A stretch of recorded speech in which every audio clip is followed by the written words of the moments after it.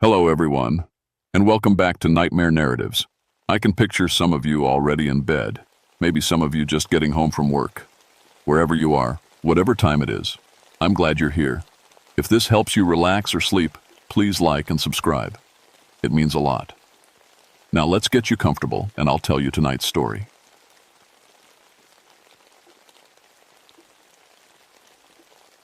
My name is Benjamin Ironwood, and I've been a park ranger for 11 years. Most of that time, I've worked the Cherokee National Forest in Tennessee, protecting places that mean something to people. Sacred places.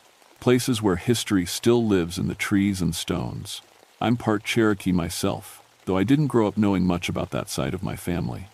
My grandmother used to tell me stories, but I was young and stupid and thought they were just fairy tales. It wasn't until I started this job that I began to understand. Some stories aren't meant to entertain, they're meant to warn. The Joyce Kilmer Memorial Forest is my beat. 12 miles from the visitor center, nothing but walking trails to get there. It's old-growth forest, trees that were already giants when Columbus was still lost at sea. The poplar trees there are over 400 years old, some of them 8 feet across. When you stand among them, you feel small. You feel watched. September 1969 was colder than usual. We'd had frost 3 mornings running, which shouldn't happen until October. The leaves were turning early, and the animals were acting strange. Deer wouldn't come near the old stone circles. Birds went quiet when you walked past certain spots. Even the insects seemed to avoid some areas. I'd been studying Cherokee language and culture for the past few years, trying to connect with that part of myself I'd lost growing up. The elders in the community had been patient with my questions, teaching me about the old ways. They'd also been clear about certain rules. Some places were sacred, some places were dangerous, and some places were both. The stone circles in the Joyce Kilmer Grove fell into that last category. I'd known about them since my second year on the job. 7 circles of standing stones, each about 20 feet across, scattered through the deepest part of the old forest. They weren't natural formations, too perfect, too deliberate, but they weren't recent either. Trees had grown around them, through them in some cases. Whatever made those circles was older than any written history of the area. The Cherokee elders I'd talked to got quiet when I mentioned them, real quiet.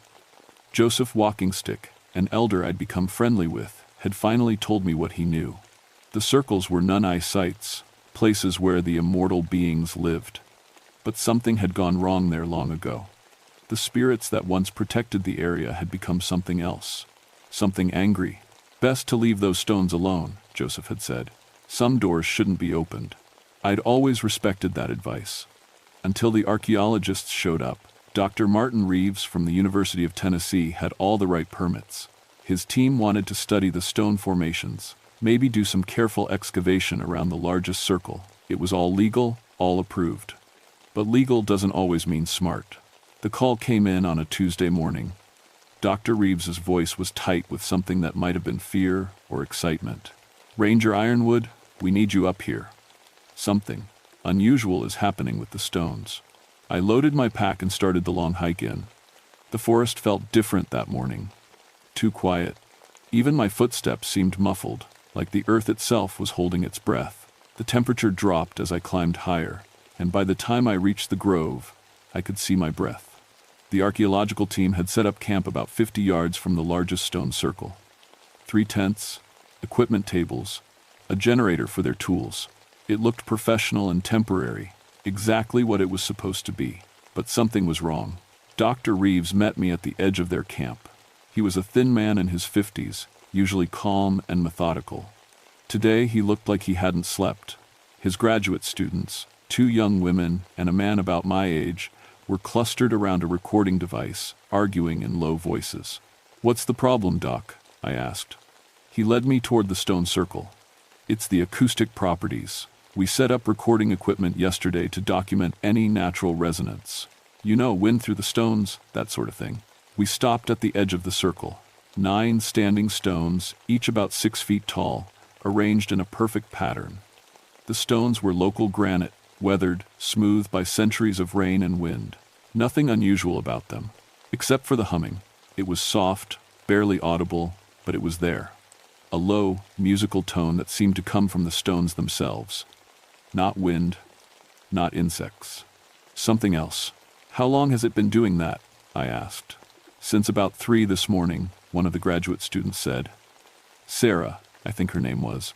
It started right after the moon set. I knelt and put my hand on the nearest stone. The humming was definitely coming from inside it, a vibration I could feel in my bones. It reminded me of something, but I couldn't place what. Any equipment damage? I asked. Dr. Reeves shook his head. That's the strange part. All our instruments are working fine. But listen to this. He led me back to their recording equipment and hit play on a small device. The humming came through the speakers, but underneath it was something else. Voices. Human voices, singing in a language that made the hair on the back of my neck stand up. Cherokee. They were singing in Cherokee. I recognized the song, though I wished I didn't. Joseph Walkingstick had taught it to me the previous winter, along with the warning that it should never be sung alone. It was a death song. A song for guiding spirits from this world to the next. You understand what they're saying? Dr. Reeves asked. I nodded, not trusting my voice. It's Cherokee, a funeral song. But that's impossible, Sarah said. There's no one here but us. I looked around the campsite. The graduate students were staring at me like I might have answers. Dr. Reeves was checking and rechecking his equipment. Normal people doing normal work in a place that was anything but normal. I need to make a phone call, I said. There's someone who knows more about this place than I do. The nearest phone was back at the ranger station, 12 miles of hiking. I told Dr. Reeves to keep recording, but not to disturb the stones any further. Something in my voice must have convinced him, because he nodded without argument. The hike down felt longer than usual. The forest stayed too quiet, and I kept feeling like something was following me. Not animal sounds, I knew all those. This was different. Footsteps that matched mine exactly, stopping when I stopped, starting when I moved. When I looked back, there was never anything there. Joseph Walkingstick lived on the reservation, about 20 miles from the park. When I called him that afternoon, I could hear the worry in his voice as soon as I described what we'd found. Benjamin, he said, you need to get those people away from there. Tonight. What's happening, Joseph? What are those stones? There was a long pause. My grandfather told me stories about that place. During the removal, when our people were forced from their homes, some of the spirits that protected us became changed. Too much pain, too much anger. The stones were built to keep them contained. The removal. The Trail of Tears. I knew the history, how the Cherokee had been forced from their ancestral lands in the 1,830 thousands dying on the march to Oklahoma. But I'd never connected it to the stone circles. Contained how? Ceremony, sacred songs, offerings. But if the stones are singing death songs, Joseph's voice trailed off. That means something has weakened the binding. Those archaeologists need to leave. Now, I drove back to the trailhead faster than I should have, my mind racing. The sun was already setting by the time I started the hike back up.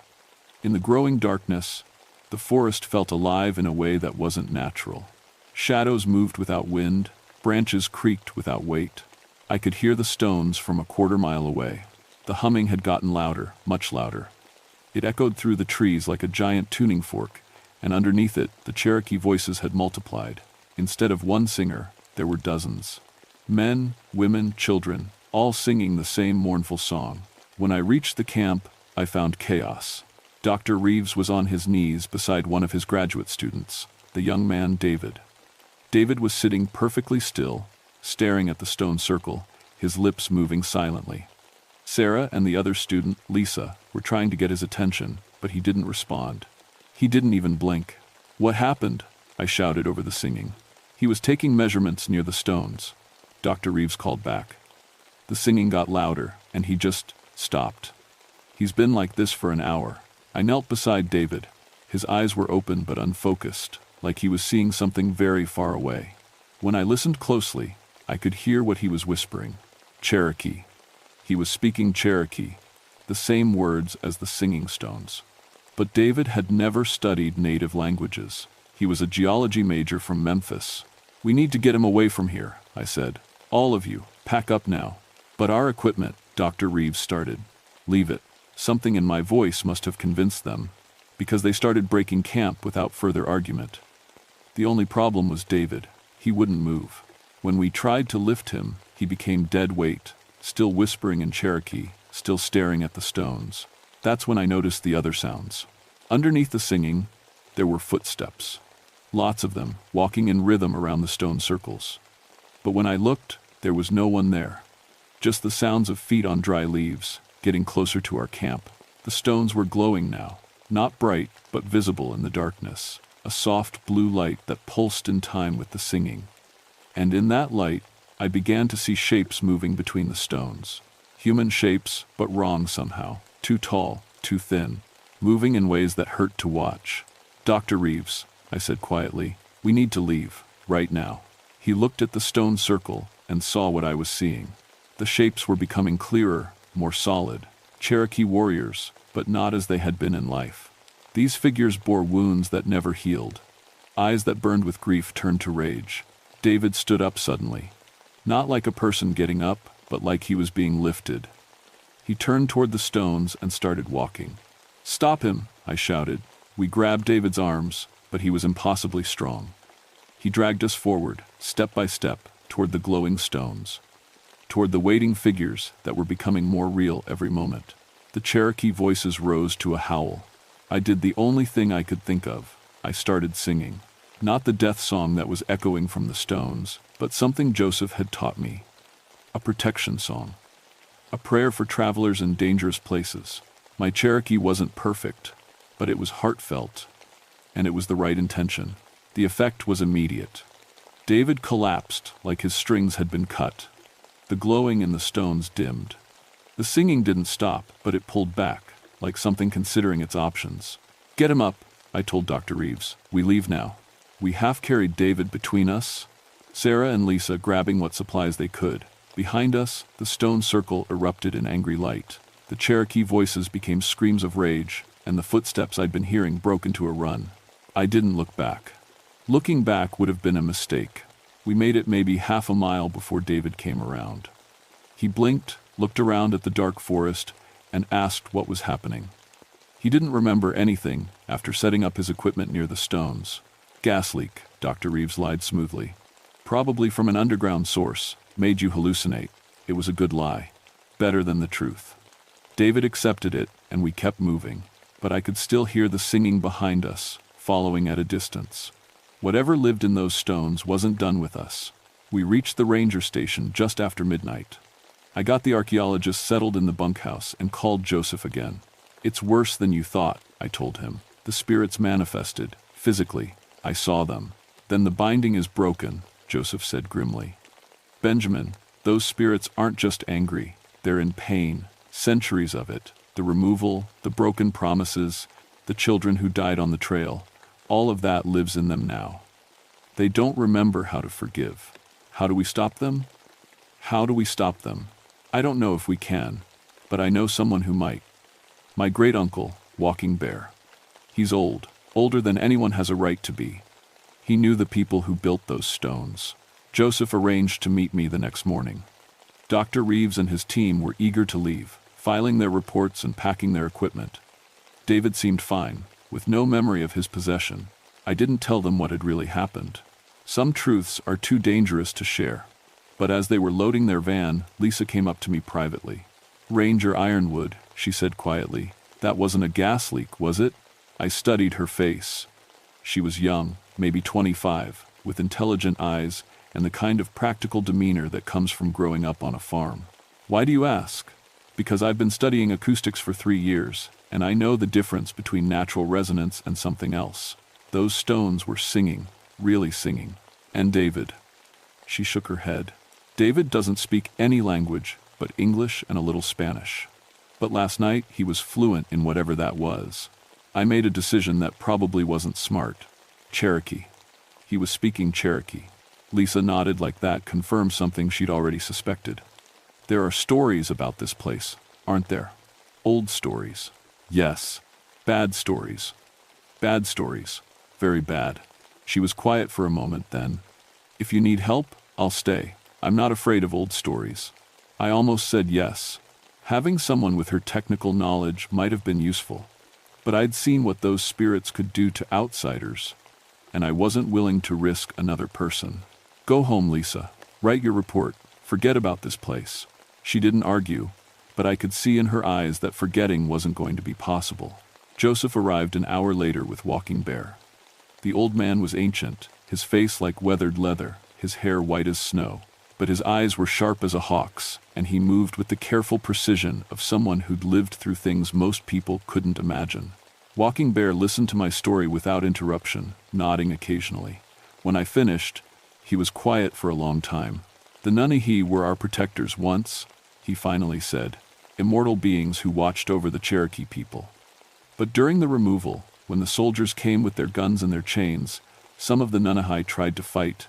They were bound to this place, you see. They couldn't follow our people west. He stared toward the mountains where the Joyce-Kilmer Grove waited.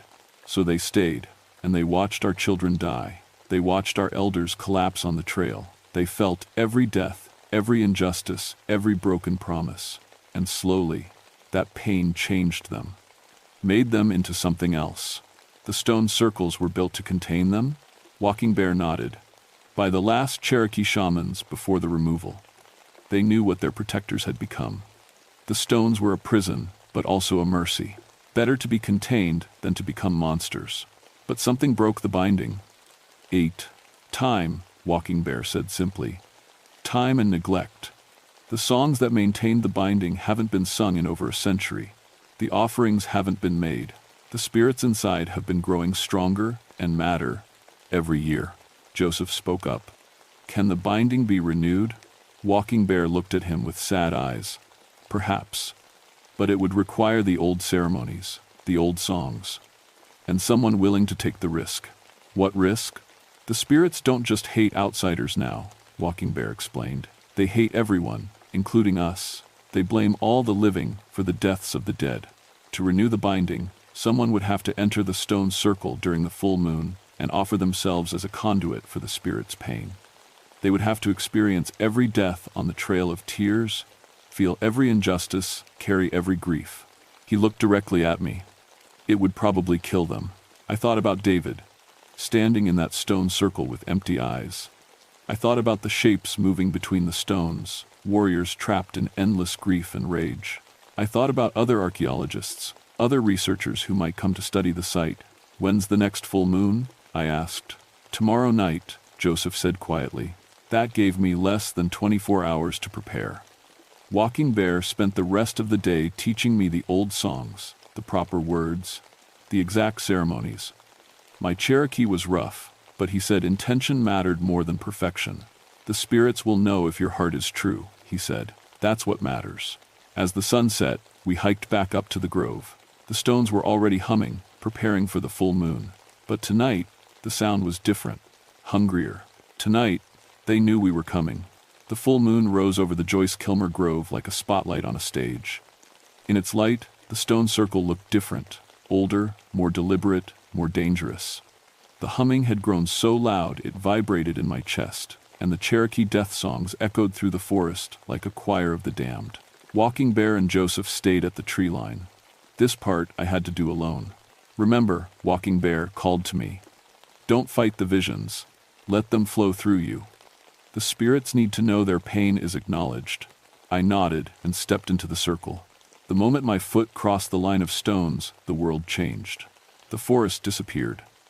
In its place was a dirt road stretching westward, crowded with people. Cherokee families carrying everything they owned, children crying, elders struggling to keep up. Soldiers on horseback rode alongside them, rifles ready, faces hard as stone. I was seeing the trail of tears. But I wasn't just seeing it, I was feeling it. The hunger that gnawed at empty bellies, the cold that bit through thin clothes, the desperation of mothers watching their children weaken, the rage of fathers unable to protect their families. The spirits in the stones had been forced to watch this. All of it, every step, every death, every moment of suffering. And they'd been powerless to help. Asterisk, now you see, asterisk, a voice said in my mind. Asterisk, now you understand our pain. Asterisk. The spirit that spoke wasn't visible, but I could feel its presence. Ancient, powerful, and filled with a grief so deep it had curdled into hate. Asterisk. We were guardians once. Asterisk, another voice added. Asterisk. We protected the people, guided them, blessed them, but when they needed us most, we could only watch them die. Asterisk. More voices joined in, a chorus of the betrayed and abandoned. They showed me more visions, children falling by the roadside, elders giving up their food so the young might live, warriors dying of disease in federal camps. Through it all, the Nanahi spirits watched, bound to their sacred places, helpless. Asterisk. Why should we contain ourselves now? Asterisk. The first voice demanded. Asterisk. Why should we show mercy to a world that showed none to our people? Asterisk. The visions shifted. Now I saw the spirits as they had become, no longer protectors but avengers. They showed me what they planned to do. Every person who disturbed their sacred sites would be possessed, turned into vessels for their rage. Through these human puppets, they would spread across the land, bringing the pain of the Trail of Tears to everyone who had forgotten or ignored it. Asterisk. You understand now, asterisk, the voice said with satisfaction. Asterisk. You feel our justice. Asterisk. And I did feel it. The pain was so overwhelming, I fell to my knees. But as the visions continued, I began to see something else, something the spirits, in their rage, had forgotten. I saw the survivors. Cherokee, who made it to Oklahoma and rebuilt their lives. Children, who grew up to become leaders, artists, teachers. Families that endured and prospered despite everything that had been done to them. I saw my own grandmother, telling me stories by firelight, teaching me that loss and pain didn't have to define us, that we could honor the dead without becoming consumed by their suffering. Asterisk. The people survived? Asterisk, I said aloud, my voice carrying across the circle. Asterisk. They lived. They rebuilt.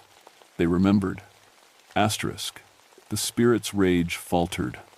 Asterisk. What do you know of survival? You live in comfort while they suffered. Asterisk. Asterisk. I know that honoring the dead means living for something more than revenge. Asterisk, I said, getting back to my feet. Asterisk. I know that my grandmother would weep to see what you've become. Asterisk. I began to sing the protection song Joseph had taught me, but I changed the words. Instead of asking for protection from the spirits, I sang about protecting them. Protecting them from their own pain, offering them rest instead of endless anger. The response was immediate and violent. The spirits manifested fully, appearing as Cherokee warriors but wrong, distorted by rage and pain. They surrounded me in the circle, their eyes burning with blue fire, their wounds still fresh after more than a century. Asterisk. You dare tell us to rest? Asterisk, they screamed. Asterisk. You dare speak of peace while our children's bones bleach in unmarked graves? Asterisk. They reached for me with hands like ice and shadow. Where they touched, I felt their pain directly. Every injustice, every loss, every moment of helpless watching. It should have driven me insane. Instead, I embraced it. Asterisk, I don't tell you to forget. Asterisk, I said, my voice steady, despite the agony coursing through me.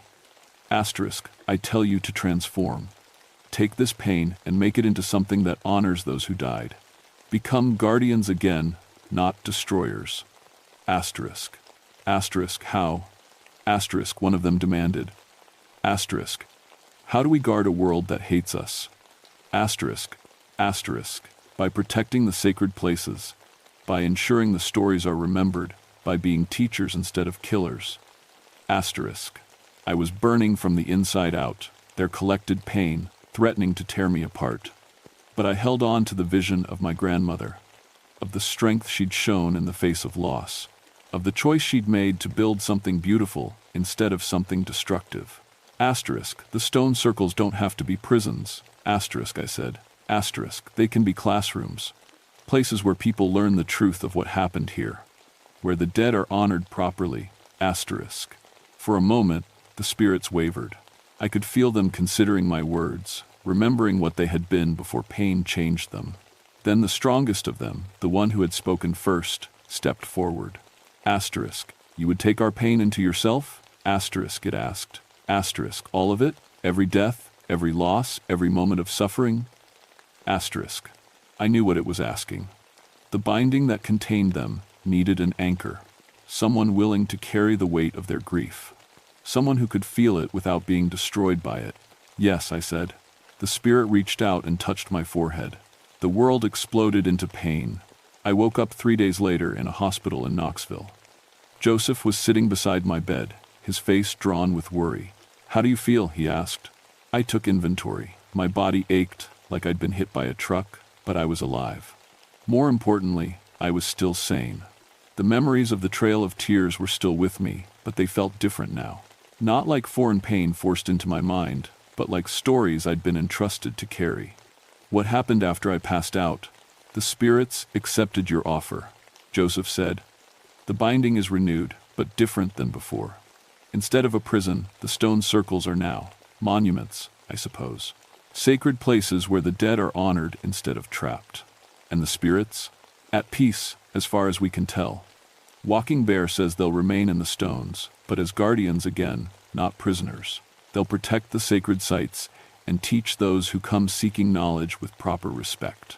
I sat up slowly, my head spinning. "What about the official reports, Doctor?" Reeves filed a recommendation that the stone circles be designated as culturally sensitive areas, off-limits to archaeological study. The university agreed. The site will remain protected. That was something, at least. But I knew this was bigger than just one grove of stones.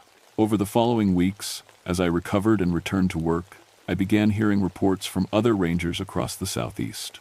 Stone circles in North Carolina were humming at night. Burial mounds in Georgia were glowing during thunderstorms. Sacred sites throughout Cherokee territory were becoming active. The spirits in the Joyce Kilmer Grove hadn't been the only ones changed by historical trauma. There were others, in other places, carrying their own pain and rage. And now that one group had found peace, the others were stirring. I started reaching out to tribal elders across the region, sharing what I'd learned. Some were skeptical, but others had their own stories about sacred sites becoming dangerous. Together, we began developing protocols for approaching these places with proper respect and ceremony. Lisa, the graduate student from Dr. Reeves' team, contacted me a month later. She'd been researching Cherokee sacred sites across the southeast and had compiled a list of over 40 locations with similar stone formations. All of them had reports of unusual acoustic phenomena. All of them were connected to Trail of Tears routes. "I want to help," she said when she visited the ranger station. "I want to learn the proper way to study these places." I introduced her to Joseph and Walking Bear. If she was serious about this work, she needed to understand the cultural context, not just the technical aspects. She proved to be a dedicated student, learning Cherokee history and language with the same intensity she'd once applied to acoustics.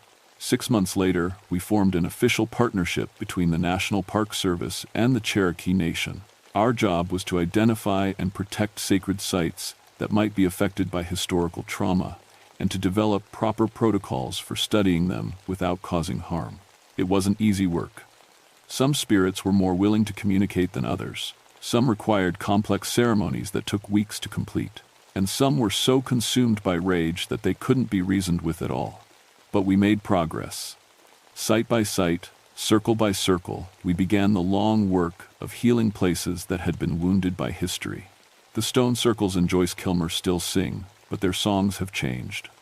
Instead of death chants, they now sing welcome songs for visitors who approach with respect. Instead of trapping spirits in endless grief, they serve as bridges between the living and the dead. I still hear the voices sometimes, especially during the full moon. But they're different now. Peaceful, grateful. They tell me stories about the old days, teach me songs I would never have learned otherwise, and remind me of truths that textbooks can't capture. Walking Bear passed away last winter, but not before teaching me the deepest ceremonies, the ones that can heal spiritual wounds that have festered for generations. He told me the work would take more than my lifetime to complete, but that it was worth doing anyway. "Every sacred site we heal," he said, "makes the world a little more balanced, a little more whole." Sometimes tourists ask me about the stone circles when they're planning hikes in the Joyce Kilmer Grove. I tell them they're ancient Cherokee sacred sites that should be approached with respect.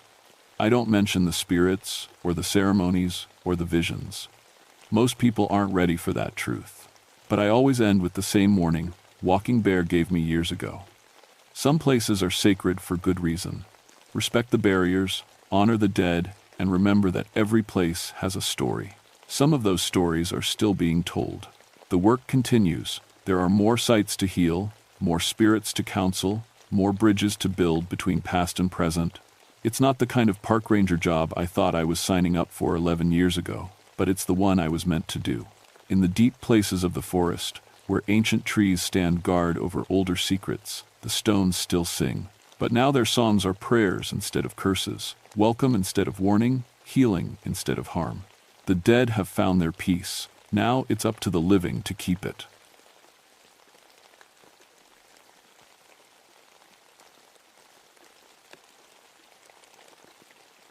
My name is William Darkwater, and I've been a forest ranger for 16 years.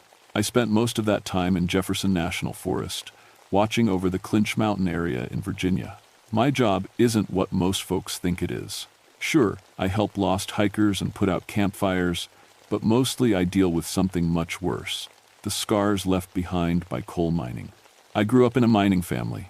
My dad worked the tunnels until black lung took him when I was 12.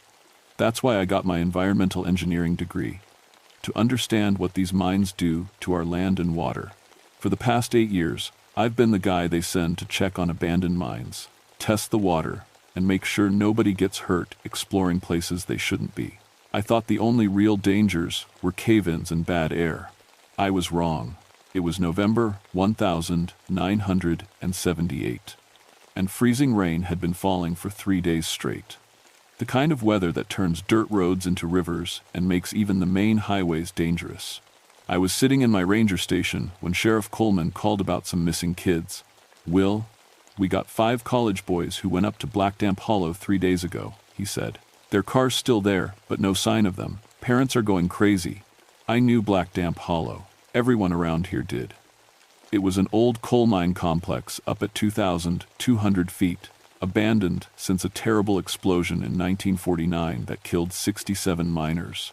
The whole area was a mess of strip mines and acid drainage that killed every creek for miles. The access road had been condemned for years. What were they doing up there? I asked, though I already knew.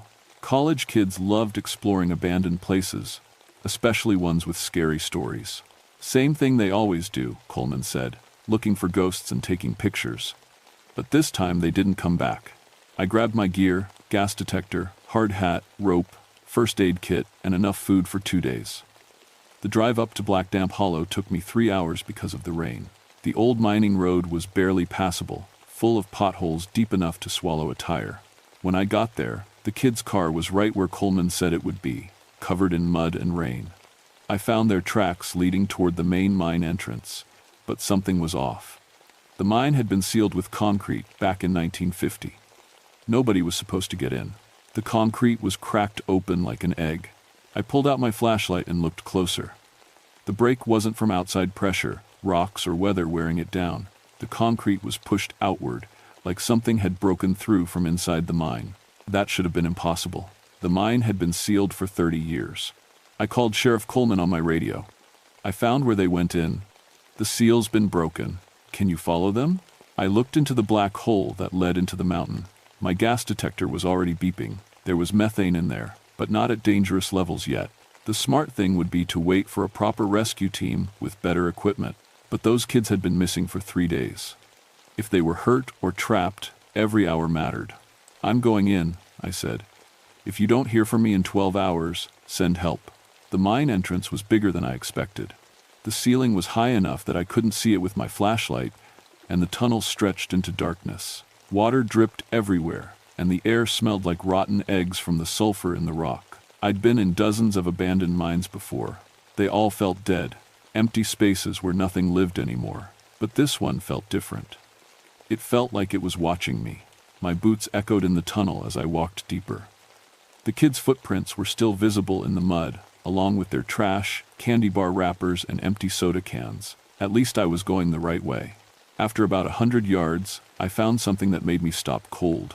There were other footprints in the mud, but these weren't from sneakers or hiking boots. They were from old-fashioned work boots, the kind miners wore decades ago. And they were fresh. Someone else was in these mines. Someone who dressed like it was still 1949. I checked my gas detector again. The readings were weird, the methane levels kept jumping up and down like the air itself couldn't make up its mind. That shouldn't happen. Gas pockets don't move around like that. I kept following the tunnel deeper into the mountain. The walls were covered in white mineral deposits from the acid water, and every sound echoed like I was inside a huge church. After another 100 yards, I found more of the kids' stuff, a backpack, and a broken camera. That's when I heard it for the first time. A sound I'd never heard before, but somehow knew immediately. The low, mournful wail of a mine whistle, the kind they used to blow at shift change, calling workers in and out of the tunnels. But there hadn't been a working mine here for 30 years. The sound came from deeper in the mine, and it made my skin crawl. I checked my watch, 3:33 a.m. Who blows a whistle at 3:33 inches the morning? I should have left right then. Should have gone back to my truck, called for a real search team, and waited for daylight. But those missing kids were somewhere in this mountain, and the whistle sounded like it came from the same direction as their tracks. I kept walking into the darkness, not knowing that some shifts never end, and some workers never clock out. The tunnel split into 3 different paths, about a quarter-mile in. I stopped to study the ground, trying to figure out which way the kids had gone. Their footprints were getting harder to see on the rocky floor, but I could still make out sneaker treads going down the middle tunnel. That's when I noticed something that made my blood run cold. Those old-fashioned work boot prints were following the same path. Not just following Blooded Buddy, they were on top of the kids' prints. Fresh boot prints over 3-day-old sneaker tracks. Someone had walked this exact route after the kids came through. I pulled out my radio to call Sheriff Coleman, but got nothing but static. The rock was too thick to get a signal out. I was on my own until I got back to the surface. The middle tunnel sloped downward, and the air got thicker as I went deeper. My gas detector started beeping more often. Not dangerous yet, but getting close. The walls here were different too. Instead of natural rock, they were held up by old wooden beams that creaked when the mountain settled. Some of those beams had dates carved into them: 1947, 1948, 1949. The last year the mine was active. I found the first college kid about 50 yards down. His name was Tommy Morrison, according to the wallet in his back pocket. He was sitting against the tunnel wall like he'd just decided to take a break. No visible injuries, no blood. He looked peaceful, like he was sleeping. But he was cold as the stone around him, and he'd been dead for days. I checked for a pulse anyway, knowing I wouldn't find one. His skin was gray, and when I moved his arm, it was stiff with rigor mortis. But here's what I couldn't understand. There wasn't a mark on him. No cuts, no bruises, no sign of a struggle or fall. It was like he'd just sat down and died. I was checking his body more carefully when I heard footsteps. Heavy work boots on stone, coming from somewhere deeper in the mine. Slow, steady steps like someone walking to work. "Hello?" I called out. "This is Ranger Darkwater. Is someone there?" The footsteps stopped. I listened for a full minute, but heard nothing except my own breathing and the drip of water. Then the footsteps started again, but this time they were moving away from me, going deeper into the mine. I had to make a choice. Follow the footsteps and maybe find who'd been walking these tunnels. Or go back and report what I'd found. The smart thing was to leave, bring back help, and do this right. But there were still 4 missing kids somewhere in this mountain. I marked Tommy's location with my spray paint, a bright orange X on the wall, and kept going. The tunnel got narrower as it went down, and the wooden support beams got older and more rotten. Some of them were held up by sheer luck and the weight of the mountain above. That's when I started hearing the other sounds. At first, I thought it was just the mountain settling. Old mines make all kinds of noise as the rock shifts and the wood creaks. But these sounds had a rhythm to them. The clink of metal on stone, like someone swinging a pickaxe. The scrape of shovels loading coal. The rattle of mine cars rolling on tracks. But there were no tracks in this tunnel. Haven't been for 30 years. I stopped and listened carefully. The sounds were coming from all around me. Above, below, from side tunnels I couldn't see. Like the whole mountain was full of people working, even though that was impossible. My gas detector started going crazy. The methane readings were jumping all over the place. Dangerous levels 1 second, safe the next. That kind of fluctuation should have been impossible. Gas doesn't behave like that. I found the second body at the intersection with another tunnel. This one was Sarah Chen, a photography student from Virginia Tech. She was lying on her side, her expensive camera still hanging around her neck. Like Tommy, she had no visible injuries, no sign of what killed her. But her camera was different. The lens was pointing into one of the side tunnels, and the flash had been fired recently. I could smell the sharp scent of burned magnesium in the air. She'd taken a picture of something right before she died. I tried to rewind the film, but the camera was jammed. Whatever she'd photographed, I wasn't going to see it without better tools. The footsteps started again while I was examining Sarah's body. This time they were closer, and I could hear more than one set. Heavy boots, moving in formation like a work crew heading to their shift. I followed the sound into the side tunnel where Sarah's camera had been pointing. This tunnel was older than the others, with rougher walls and lower ceiling. I had to duck in places to keep from hitting my head. But the strangest thing was the air. It was warmer here, and it smelled like coal dust and machine oil. Smells that should have faded away decades ago. The tunnel opened into a large chamber carved out of the rock. My flashlight couldn't reach the far walls, but I could see rusty equipment scattered around, pickaxes, shovels, and what looked like an old minecart full of coal. Fresh coal. Still black and shiny, not covered in the white mineral deposits that coated everything else in the mine. I walked over to the minecart and touched the coal. It crumbled in my fingers like it had just been dug out of the rock, but that was impossible. This mine had been abandoned for 30 years. That's when I saw him. A man in old-fashioned work clothes was standing on the other side of the chamber. Overalls, heavy boots, and a dented hard hat with a carbide lamp attached to the front.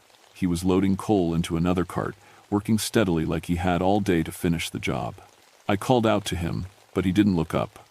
Just kept working, his shovel scraping against the rock with each load. I walked closer, my flashlight beam getting stronger as I approached. The man was pale, almost gray, and there was something wrong with the left side of his face. It looked crushed, like he'd been hit by falling rock. "Sir? Are you okay?" "I'm a ranger. I'm here to help." He looked up at me then, and I saw his eyes. They were black holes in his face, deeper than any mine shaft. When he smiled, I could see that most of his teeth were missing. "Shift ain't over," he said in a voice like gravel rolling down a hill. "Still got coal to load." I took a step back, my hand moving to the radio that I knew wouldn't work. This man should have been in a hospital, not loading coal in an abandoned mine. His injuries looked fatal. "How long have you been down here?" I asked. "Since the whistle blew," he said. "Always work till the whistle blows." He went back to loading coal, like our conversation was over. I watched him for a few seconds, trying to understand what I was seeing. His movements were too smooth, too regular, like a machine that never got tired. I backed away slowly, keeping my flashlight on him until I reached the tunnel entrance. Then I turned and ran back to the main passage, my heart pounding and my breath coming in short gasps. I had to find the other 3 kids and get out of this place. Whatever was happening in these mines, it wasn't natural. And I was starting to think those college kids hadn't just gotten lost. They'd found something that didn't want to be found. I made it back to the main tunnel, but my hands were shaking so bad I could barely hold my flashlight steady. What I'd seen in that chamber didn't make sense. A man with fatal injuries, loading fresh coal in a mine that had been dead for 30 years. But I couldn't think about that now. 3 kids were still missing, and I had a job to do.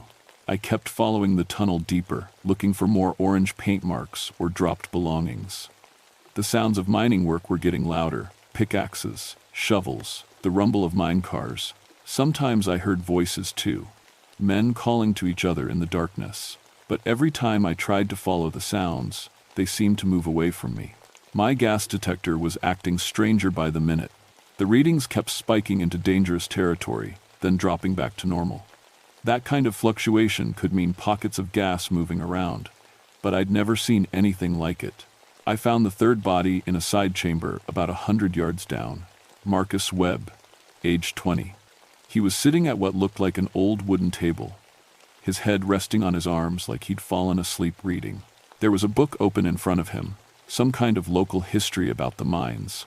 But just like the others, there wasn't a mark on him. That's when I noticed something that made my skin crawl. Marcus was still warm, not body temperature, but not cold like Tommy and Sarah had been, like he'd died recently, very recently. I checked my watch. I'd been in the mine for 3 hours. If Marcus had just died, that meant something had killed him while I was down here. Something I might run into next. I was about to leave when I saw the notebook beside his book. Marcus had been taking notes, writing down everything he'd learned about the mine. I flipped through the pages, looking for anything that might help me understand what was happening. Most of it was just historical facts. The mine opened in 1923, employed over 300 men at its peak, produced anthracite coal for steel mills. But the last entry was different. Shift whistle blows every night at 3:33 a.m. Workers report for duty even though they died in the explosion. Mine superintendent says they can't clock out until the safety inspection is complete. Been waiting 30 years for someone to finish the job. I looked at my watch again. 4:15 a.m. I'd heard the whistle at 3:33, just like Marcus had written. But that was impossible. Shift whistles don't blow themselves. I was reading more of his notes when I heard a new sound. Footsteps again, but these were different, faster, more urgent. And they were coming toward me. I grabbed Marcus's notebook and stuffed it in my jacket, then got ready to move. The footsteps were getting closer, and I could hear breathing, raspy, labored breathing like someone with damaged lungs. A man appeared at the chamber entrance. He was wearing the same kind of work clothes as the coal loader, but his overalls were torn and blackened. His face was covered in coal dust, and there was blood on his hands. "You, the safety inspector?" he asked. I didn't know what to say. This man looked like he'd been in an explosion, but he was standing and talking like nothing was wrong. "I'm a ranger," I said carefully. "I'm looking for some missing people." "Safety inspector's supposed to come check the tunnels," he said, ignoring my answer. "Been waiting since 49. Can't finish the shift without the safety check." He took a step into the chamber, and I could see more of his injuries. There was a piece of metal sticking out of his chest, and one of his arms hung at an unnatural angle. But he didn't seem to notice. "Dangerous down here," he continued. "Gas pockets, weak timbers, water seepage. Need the inspector to sign off before we can clock out." I was backing toward the other exit when more men appeared. 5 or 6 of them, all in mining clothes, all with terrible injuries that should have killed them. They moved like they were sleepwalking, but their eyes were focused on me. "You got the safety equipment?" one of them asked. "Clipboard and forms?" I looked at my gear. Gas detector, rope, first aid kit. Not exactly safety inspection equipment, but maybe close enough. "I need to check the whole mine," I said, hoping I sounded official. "Can't sign off on anything until I've seen all the tunnels." They looked at each other, like they were having a conversation I couldn't hear. "Foreman's down in Section C," one of them finally said. "He's got the paperwork you need." "Where's Section C?" "Follow the main tunnel to the bottom. Can't miss it. Biggest chamber in the mine." They stepped aside to let me pass, but I could feel their eyes on me as I left the chamber. Whatever these men were, they wanted something from me. And I had a feeling that if I couldn't give it to them, I'd end up like Marcus, dead at a table with no injuries to explain it. The main tunnel kept going down, deeper into the mountain. The air was getting thicker, and my gas detector was beeping almost constantly now. I should have turned back, called for help, done this the right way. But I kept thinking about those kids, and about the men I'd seen. If they really were the miners who died in 1949, then they'd been trapped down here for 30 years. Maybe finishing this safety inspection was the key to helping everyone. I found the 4th body at the entrance to Section C. Jennifer Walsh, age 19. She was lying on her back, staring at the ceiling with empty eyes. But unlike the others, she was holding something in her hand, a piece of paper with writing on it. I pried her fingers open and read what she'd written. "They think I'm the safety inspector, playing along until I can find David. They keep talking about finishing the shift. Something about a gas explosion that was preventable. They're angry about safety violations that killed them. David must be the 5th student." I folded the paper and put it in my pocket, then looked into Section C. It was huge, a chamber carved out of solid rock, big enough to park a dozen trucks. Old equipment was scattered everywhere, mine cars, conveyor belts, drilling machines, and all of it looked like it was still in use. Men were working throughout the chamber, dozens of them, loading coal, checking equipment, measuring gas levels with instruments from the 1,000 940 seconds. All of them had fatal injuries. All of them ignored me as I walked through. At the far end of the chamber, I found what I was looking for, a man in a supervisor's outfit, sitting at a desk made from rough planks. He had a clipboard and was making marks on sheets of paper. And sitting beside his desk, very much alive, was the fifth student, David Park, age 21. He was pale and shaky, but breathing. When he saw me, relief flooded his face. "Thank God," he whispered. "I thought no one would find me." I walked over to him carefully, keeping an eye on the supervisor. The man looked up from his paperwork and studied me with eyes like black coal. "You the replacement inspector?" he asked. "That's right," I said. "I need to take my assistant here and check the rest of the mine." "Can't do that," the supervisor said. "Inspection's almost done. Been working on it for 30 years. Just need someone to sign the final report." He handed me the clipboard. The paperwork was yellowed with age, but the writing was clear. It was a safety inspection report dated the 15th of October 1949, the day before the explosion. According to the report, the mine was full of safety violations, inadequate ventilation, dangerous gas levels, faulty equipment. The kind of problems that could cause a massive explosion if they weren't fixed. "Sign it," the supervisor said. "Make it official. Then we can clock out and go home." I looked around the chamber. All the workers had stopped what they were doing and were watching me, waiting for me to sign a piece of paper that might have saved their lives if someone had paid attention 30 years ago. But if I signed it, what would happen to David? To me? Would we become part of their eternal shift, trapped in this mountain forever? I had to make a choice, and I had about 30 seconds to make it, because the miners were starting to move closer, their black eyes fixed on the clipboard in my hands. I looked at the clipboard again, reading through the safety violations more carefully. Gas buildup in Section B. Rotted support timbers in the main shaft. Faulty ventilation that couldn't clear dangerous fumes. Every single problem that had caused the 1,949 explosion was documented right there. "This inspection was completed before the explosion," I said to the supervisor. "Why didn't anyone act on it?" His face darkened with an anger that had been burning for 30 years. "Company man said it would cost too much to fix," he said. "Told us to keep working anyway. Said miners were cheaper to replace than equipment." I understood now. These men had died because someone chose profit over safety. They'd been trying to complete their inspection for 30 years, waiting for someone with authority to make it official. "If I sign this, what happens?" "Justice," he said. "Company pays for what they done. Families get compensation, and we get to rest."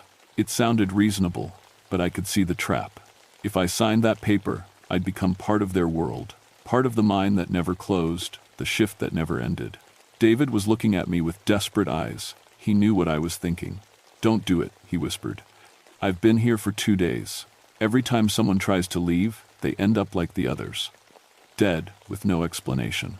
The supervisor stood up from his desk, and I could see his injuries clearly now. Half his chest was caved in from falling rock, and one leg was bent at an impossible angle. But he moved like those injuries didn't matter. "Sign the paper," he said again. Time to finish the job. All around the chamber, the workers were moving closer.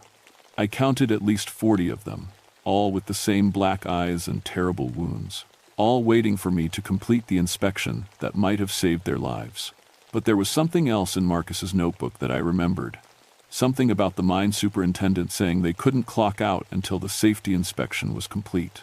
"What if I could get the inspection done properly?" I asked. "With modern equipment, official documentation, everything the way it should be?" The supervisor paused.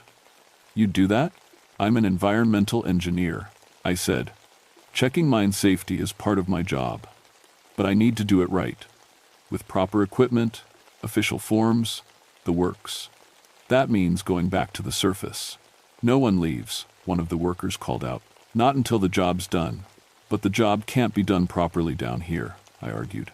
"I need gas spectrometers, structural analysis equipment, official state forms. You want this inspection to mean something? It has to be done right." The miners looked at each other, having another one of those silent conversations. I could feel the tension in the air, like the whole mountain was holding its breath. Finally, the supervisor nodded. "You come back." You do the inspection proper. Then we can rest. I'll come back, I promised, but I need to bring David with me. He's my assistant. The boy stays, the supervisor said. Insurance that you'll keep your word. That's when I knew I had to try something desperate. I pulled out my gas detector and held it up so they could all see it. This shows dangerous gas levels throughout the mine, I said. According to federal safety regulations, everyone needs to evacuate immediately. The beeping was getting faster as the methane levels climbed. We were approaching the kind of concentration that could explode with just a spark. You're all in immediate danger, I continued. My authority as a federal safety inspector requires me to order an emergency evacuation. I was stretching the truth. I wasn't a safety inspector, just a ranger with environmental training. But sometimes you have to use the authority people think you have. The supervisor looked confused. Evacuate? Everyone out, right now. That's a direct order from the U.S. Forest Service. The gas levels were climbing higher. My detector was screaming now, warning of an explosive atmosphere. And I realized something terrifying. The miners themselves were generating the gas somehow. Their presence was creating the same conditions that had killed them in 1949. Move, I shouted, grabbing David's arm. Everyone out. I started running toward the tunnel entrance, pulling David with me. Behind us, I could hear the miners beginning to move. Not following us, heading for other exits, like they were actually obeying the evacuation order. We made it to the main tunnel, but the gas levels were still climbing. My detector was giving off one continuous scream. The whole mine was becoming a bomb, and we were right in the middle of it. How far to the surface? David gasped. 1/2 mile, I said, maybe more. We ran through the darkness, my flashlight beam bouncing wildly as we climbed toward the entrance. Behind us, I could hear the mountain groaning as gas pressure built up in the sealed chambers. We were halfway to the surface when the explosion hit. The blast wave knocked us flat, and dust filled the tunnel like a brown fog. Rock fell from the ceiling, and for a moment I thought the whole mountain was coming down. But the main tunnel held, and when the dust cleared, we were still alive. I helped David to his feet, and we kept climbing. My ears were ringing from the explosion, but I could hear something else. Silence. The mine sounds had stopped. No more pickaxes. No more footsteps. No more voices calling in the darkness. We reached the entrance just as the sun was coming up. David collapsed beside their car, breathing hard but safe. I called Sheriff Coleman on my radio to report what we'd found. 5 college students, I said. 4 dead, 1 survivor. Bodies are still in the mine, but the main tunnel's blocked now. We'll need heavy equipment to get them out. What I didn't tell him was that the 4 dead students looked peaceful when I last saw them. Like they were finally sleeping, instead of sitting at attention waiting for something that would never come. And I didn't tell him about the miners I'd seen, or the safety inspection I'd promised to complete. Some stories are too strange for official reports, but I kept that promise. Over the next 6 months, I documented every safety violation in Black Damp Hollow and filed official reports with 3 different government agencies. I made sure the families of the 1,949 explosion victims got recognition and compensation that was 60 years overdue. And I made sure the mine stayed sealed forever. The official report said 4 college students died from gas exposure in an abandoned mine. Carbon monoxide poisoning, probably from their camping stove in a confined space. Their bodies were recovered 3 weeks later when the tunnel was cleared. David never talked about what he saw down there. Post-traumatic stress, the doctors said. He changed his major from geology to accounting and moved to a city where the tallest thing around was office buildings.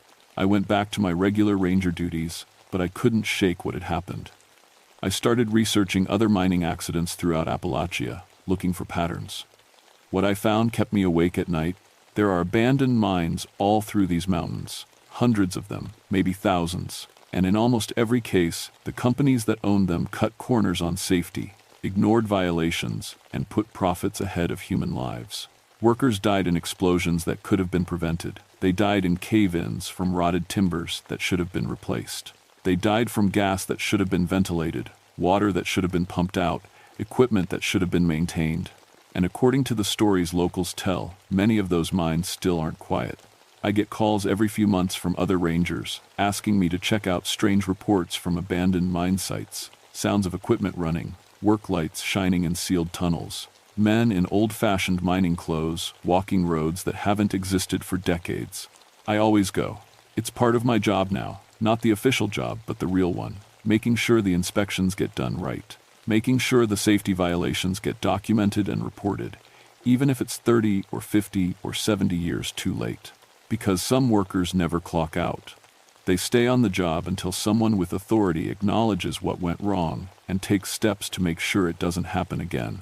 Most of the time, a proper safety inspection and official documentation is enough. File the right paperwork, make the violations official, ensure the families get recognition, and the sounds stop. The mines go quiet, but not always. There's a mine up near Beckley where they say you can still hear the shift whistle every night at midnight. Another one outside Welch, where locals report seeing mine cars full of coal rolling down abandoned tracks. And there are newer sites, too. Mines that closed in the 1,970 seconds and 1,980 seconds, where safety violations are still being covered up by companies that don't want to pay for proper cleanup. I've got files on all of them, maps, inspection reports, corporate documents, showing when safety concerns were ignored. It's become my specialty. Industrial accidents, where the dead don't stay dead because justice was never served. My supervisors think I'm too focused on old history. They want me to concentrate on current environmental issues, not accidents from decades ago. But they don't understand that, in these mountains, the past isn't really past. It's still working underground, still waiting for someone to acknowledge what went wrong. I named my daughter Sarah, after the photography student who died taking pictures of something she probably shouldn't have seen. She's 5 now, and sometimes she asks me why I work so late, reading through old files and writing reports about mines that closed before she was born. I tell her, it's because some jobs can't be finished until they're done right, and some workers deserve better than they got, even if it takes decades to make things fair. Next month, I'm driving up to West Virginia to check out reports from a mine that closed in 1987. Company declared bankruptcy and walked away from their safety obligations. Locals say they hear drilling sounds at night and equipment moving around inside sealed tunnels. Sounds like another unfinished shift to me, because here's what I learned in Black Damp Hollow. When you die doing a job that someone else made dangerous to save money, you don't get to rest until that someone takes responsibility. The miners aren't haunting these mountains out of anger. They're still working, still trying to keep other people safe. They're the best safety inspectors these mines ever had. They know every violation, every shortcut, every corner that was cut to save $1 while human lives hung in the balance. All they want is for someone with authority to admit what really happened and make sure it doesn't happen again. That's not too much to ask from the people who died keeping our lights on and our steel mills running. The least we can do is finish the job they started. Some shifts run longer than others. But every shift ends eventually, if you're willing to do the work.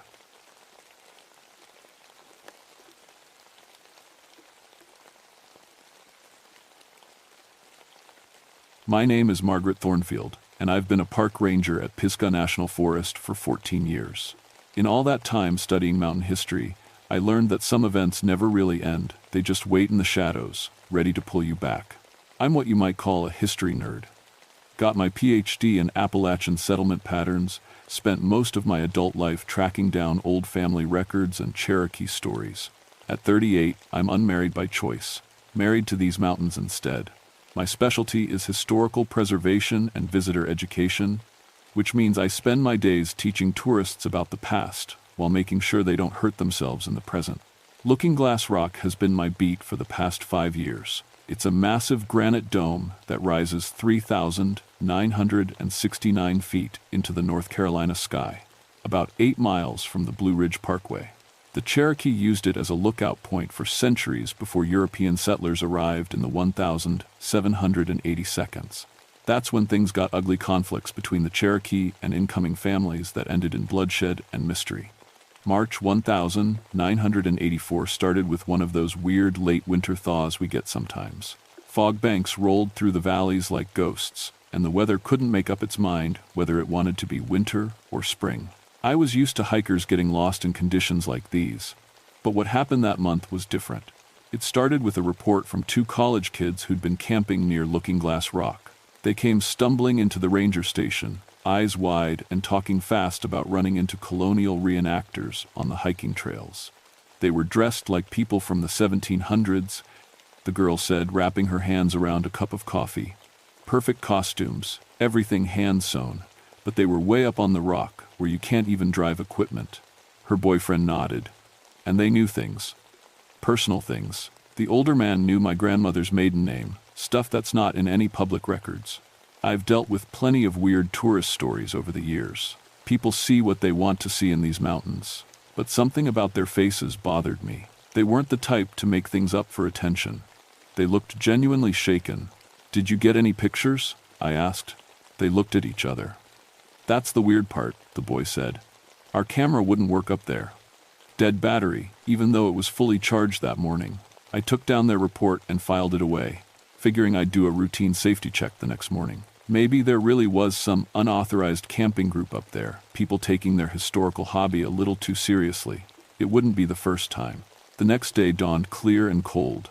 I packed my usual gear, first aid kit, radio, GPS unit, camera, and started up the trail to Looking Glass Rock. The path is steep and rocky, the kind that keeps casual hikers away. You have to really want to get up there. About halfway up, I found the first thing that didn't make sense. It was a button, brass and hand-forged, the kind they used in the late 1700s. I knew because I'd seen dozens of them in museum collections. But this one was lying right on the trail, fresh dirt still clinging to it like it had just been dropped. I picked it up and turned it over in my palm. No machine marks, no modern manufacturing signs, just old, honest metalwork that would cost hundreds of dollars to reproduce accurately today. My first thought was that one of the reenactors had lost it. But as I climbed higher, I found more things.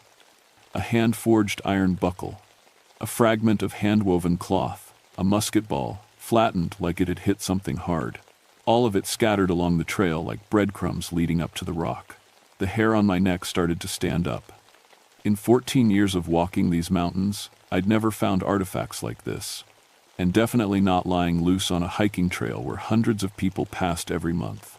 When I reached the top of Looking Glass Rock, the fog was rolling in thick from the valleys below. The granite dome stretched out like a gray ocean, and visibility dropped to maybe 20 feet in any direction. That's when I heard the voices. Men's voices, speaking in old-fashioned English with accents I couldn't place. They sounded close, maybe just beyond the fog bank, but I couldn't see anyone. I called out, "Hello, this is the Park Service. Are you folks okay up here?" The voices stopped. Complete silence except for the wind moving through the fog. I waited, listening hard, but heard nothing else. I spent another hour searching the area, but found no sign of any campers or reenactors. No equipment, no footprints, nothing. Just that growing feeling that something was very, very wrong with Looking Glass Rock. I didn't sleep well that night. Every time I closed my eyes, I heard those voices echoing off the granite. Old voices speaking old words in the fog. The next morning, I decided to go back with better equipment. I packed my digital camera, extra batteries, and a tape recorder. If there really was some historical group camping up there, I wanted documentation. The trail seemed different this time. Darker somehow, even though it was the same path I'd walked hundreds of times. The forest felt too quiet, like the animals were holding their breath. Halfway up, I stopped dead. Someone had arranged stones in a perfect circle right in the middle of the trail.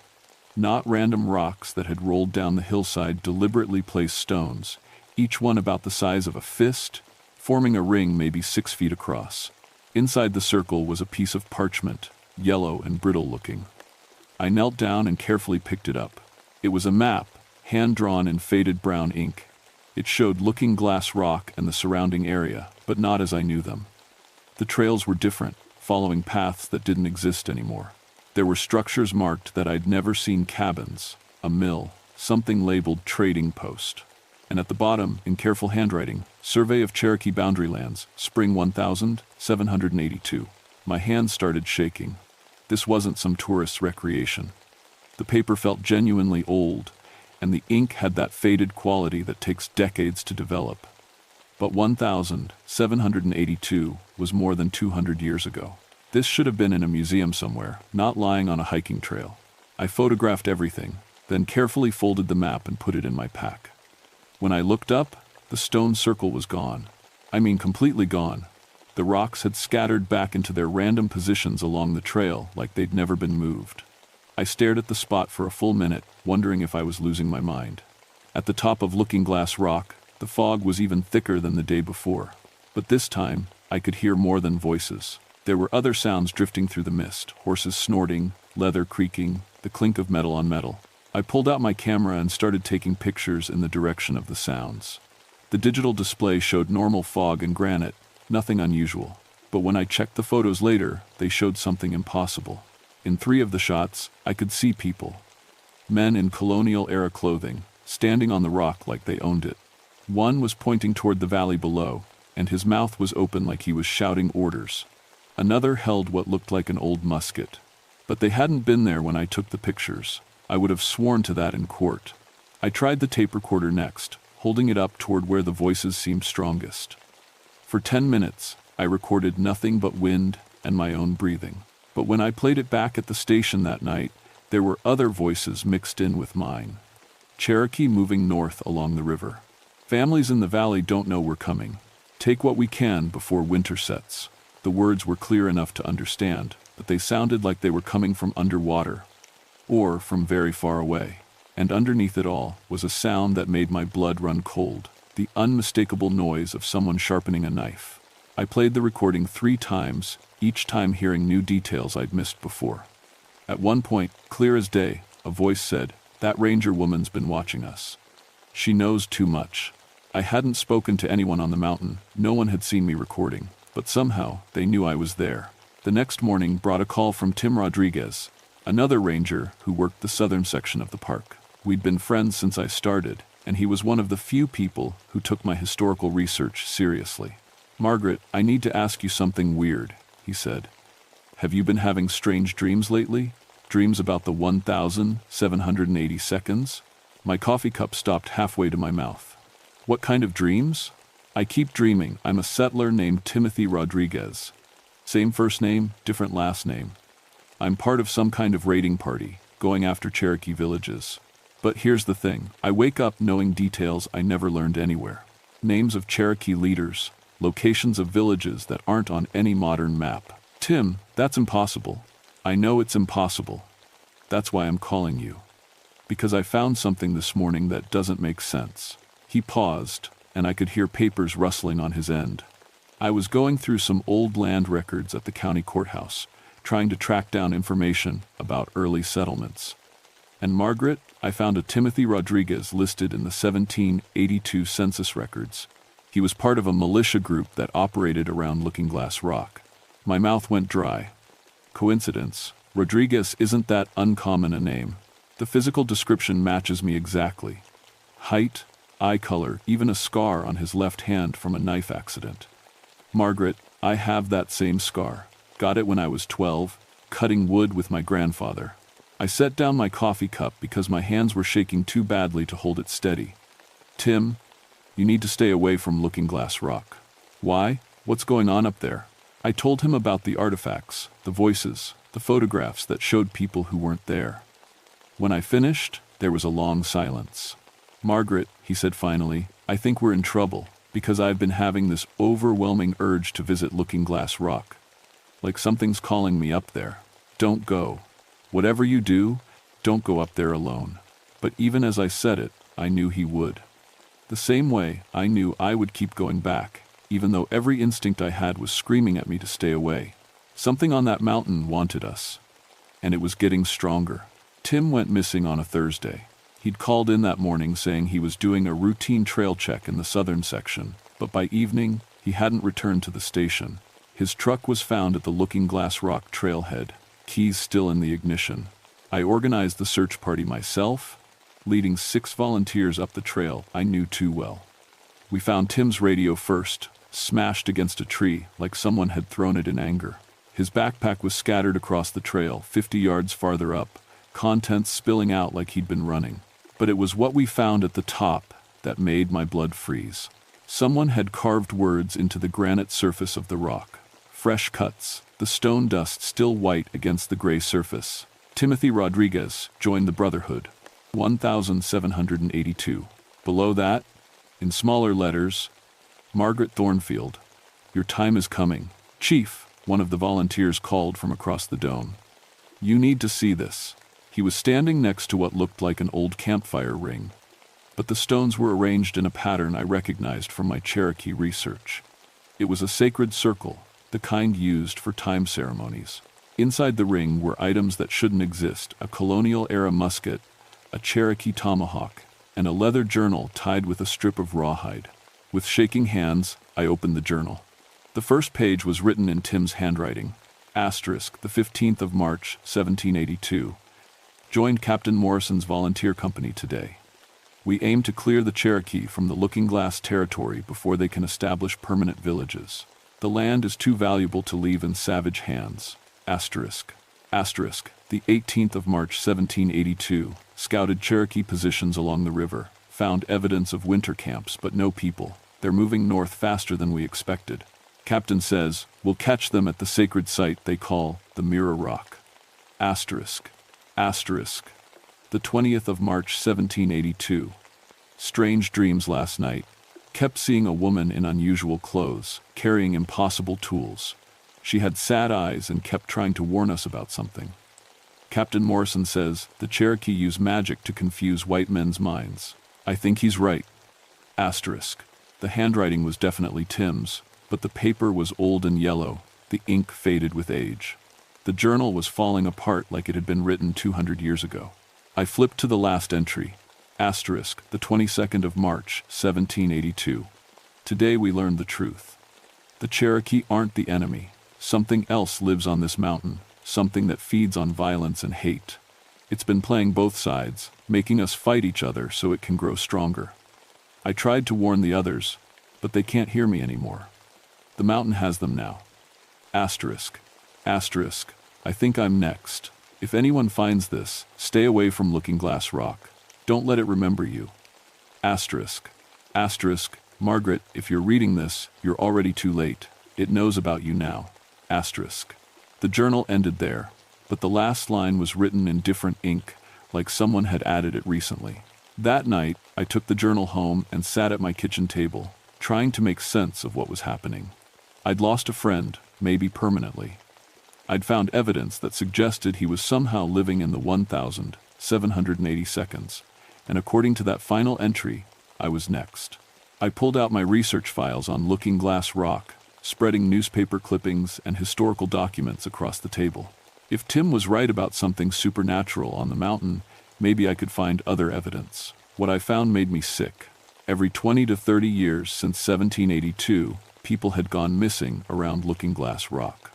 Sometimes hikers, sometimes researchers, like me, sometimes locals who knew better but went up there anyway. The disappearances followed a pattern. They always happened during periods of historical research or conflict reenactment activities. In 1823, a genealogist named Margaret Thornfield had vanished while researching Cherokee land claims. Same name as me, but that was impossible. My family didn't come to North Carolina until the 1920 seconds. In 1854, a land surveyor named Timothy Rodriguez was found dead at the base of Looking Glass Rock, apparently having fallen from the top. But witnesses reported seeing him talking to people who weren't there just before he fell. The pattern repeated every generation, different people, but always the same names, always connected to historical research, always near Looking Glass Rock. I was looking at my own obituary from 1823 when the phone rang. Margaret? The voice was weak and distant, full of static. Tim, where are you? I'm not sure. It's 1782, but it's also now. The mountain exists in all times at once, Margaret. It's some kind of Cherokee time magic, but it's gone wrong. It's supposed to preserve important events, but someone corrupted it. The connection was terrible, like he was calling from another country. Tim, where are you physically? I'll come get you. You can't. I'm in the past, but I can see the future. Margaret, it's using us to anchor itself in modern times. Every time someone with our names comes to the mountain, it pulls us into the historical pattern. We become part of the loop. What loop? The massacre. The 22nd of March, 1782. Cherokee warriors and colonial militia fighting over Looking Glass Rock. But they weren't really fighting each other, they were fighting something else, something that needed their violence to survive. The line crackled, and his voice faded. "Margaret, don't come up here. Break the pattern. Change your name. Leave the state. Do something, too." The call cut off. I sat in the dark kitchen, staring at the dead phone. Outside, fog was rolling in from the mountains, thick and unnatural. Through the window, I could see it moving like it had a purpose, flowing toward my house. That's when I noticed the figure standing in my backyard. It was a Cherokee man in traditional clothing, but he was translucent, like a double-exposed photograph. He was pointing toward Looking Glass Rock and mouthing words I couldn't hear. I opened the back door. "What are you trying to tell me?" He pointed again, more urgently this time. Then he held up his hands, showing me 10 fingers. Then again, he was counting down. 20. I had 20 of something. Then he pointed to the sky. And I understood. 20 hours until the sun reached the same position it had been on the 22nd of March, 1782. 20 hours until whatever happened up there would happen again. The Cherokee man faded away, but his message was clear. I had until tomorrow night to either stop this thing or become part of it forever. The fog reached my house and pressed against the windows like searching fingers. Inside its gray depths, I could see shapes moving. Colonial soldiers and Cherokee warriors, locked in an eternal battle that would continue until someone broke the pattern. I was the only one who could do it. But first, I had to figure out what had really happened on Looking Glass Rock 200 years ago. I spent the night reading every Cherokee legend I could find about Looking Glass Rock. According to the old stories, the mountain was a place where time could be folded, where important events could be preserved forever. Cherokee shamans used it to keep their history alive, to make sure certain truths would never be forgotten. But something had gone wrong in 1782. A trader named Morrison had been selling weapons to both the Cherokee and the colonial militia, playing both sides while telling each group that the other was planning attacks. The Cherokee shamans discovered his deception and tried to use the time magic to expose him, to preserve the truth of his betrayal for future generations. Morrison killed the shaman before the ceremony was complete. The time magic, suddenly without direction, latched onto the violence and trauma of that moment. Instead of preserving truth, it began preserving the hate and fear, creating an endless loop that fed on conflict. Every few decades, when the pattern was strongest, it would pull people into the loop. People whose names and backgrounds matched the original participants, forcing them to relive the massacre over and over. Tim and I weren't the first Margaret Thornfield and Timothy Rodriguez to disappear. We were just the latest in a long line of people chosen to fuel the mountain's hunger. As the sun set on March 22, I drove to Looking Glass Rock. I had a plan, but I wasn't sure it would work. The Cherokee legends said the time magic could only be broken by completing the original ceremony, revealing the truth about Morrison's betrayal. The fog was waiting for me at the trailhead, thick as soup and glowing with an unnatural light. As I started up the path, I could hear voices calling from within it, Tim's voice and others I didn't recognize. "Margaret, turn back," Tim called. "It's starting, you can still get away." But I couldn't turn back. Even if I wanted to, my legs kept moving toward the top of the rock. The mountain was pulling me in. The trail changed as I climbed. Modern improvements faded away, replaced by the narrow deer paths that had existed in 1782. The fog cleared gradually, revealing a world that shouldn't exist. Looking Glass Rock was covered with people from 2 different centuries. Colonial militiamen in rough clothing stood next to Cherokee warriors in traditional dress. But they weren't fighting each other, they were all staring at me. In the center of the granite dome stood Morrison. He was a big man with cruel eyes and a traitor's smile. In his hands he held a Cherokee ceremonial staff, its carved symbols glowing with power. "Margaret Thornfield," he said in a voice that echoed across time. "Right on schedule. We've been waiting for you." Around him, I could see the other people who'd been trapped in the loop over the centuries. Different faces, but all wearing the clothes and carrying the names of the original participants. Tim was there, dressed as a colonial militiaman, his eyes empty and lost. "You can't keep doing this," I said, surprised by how steady my voice sounded. "These people don't deserve to be trapped here." Morrison laughed. "Deserve? I'm preserving history. Every generation gets to experience the truth of what happened here, the violence that built this country, the hatred that shaped these mountains. Without conflict, without fear, people forget. They get soft. He raised the ceremonial staff. Join us, Margaret. Take your place in the eternal lesson. The Cherokee warriors and colonial militiamen began moving toward me, their faces blank and purposeful. But I noticed something Morrison hadn't. Some of the Cherokee participants weren't moving. They were watching, waiting. I pulled out the journal I'd taken from Tim's belongings, the one with entries from 1782. But instead of reading from it, I tore out the pages and scattered them on the granite. "This isn't preservation," I shouted. "This is corruption. You're not preserving truth, you're feeding on hate." The scattered pages began to glow, and suddenly I could see what had really happened in 1782. Not the endless battle Morrison had created, but the actual events. The Cherokee shaman hadn't died fighting Morrison. He died protecting him, trying to save a man who was too consumed by greed to be saved. Morrison had killed the shaman not in battle, but in cold blood, while the man was trying to heal him. The time magic had preserved that moment of betrayal, but Morrison had twisted it, making it look like a battle instead of a murder. "No," Morrison snarled, "they won't understand. They need the simple version, good versus evil, us versus them. That's how you build a nation. That's how you build a lie," I said.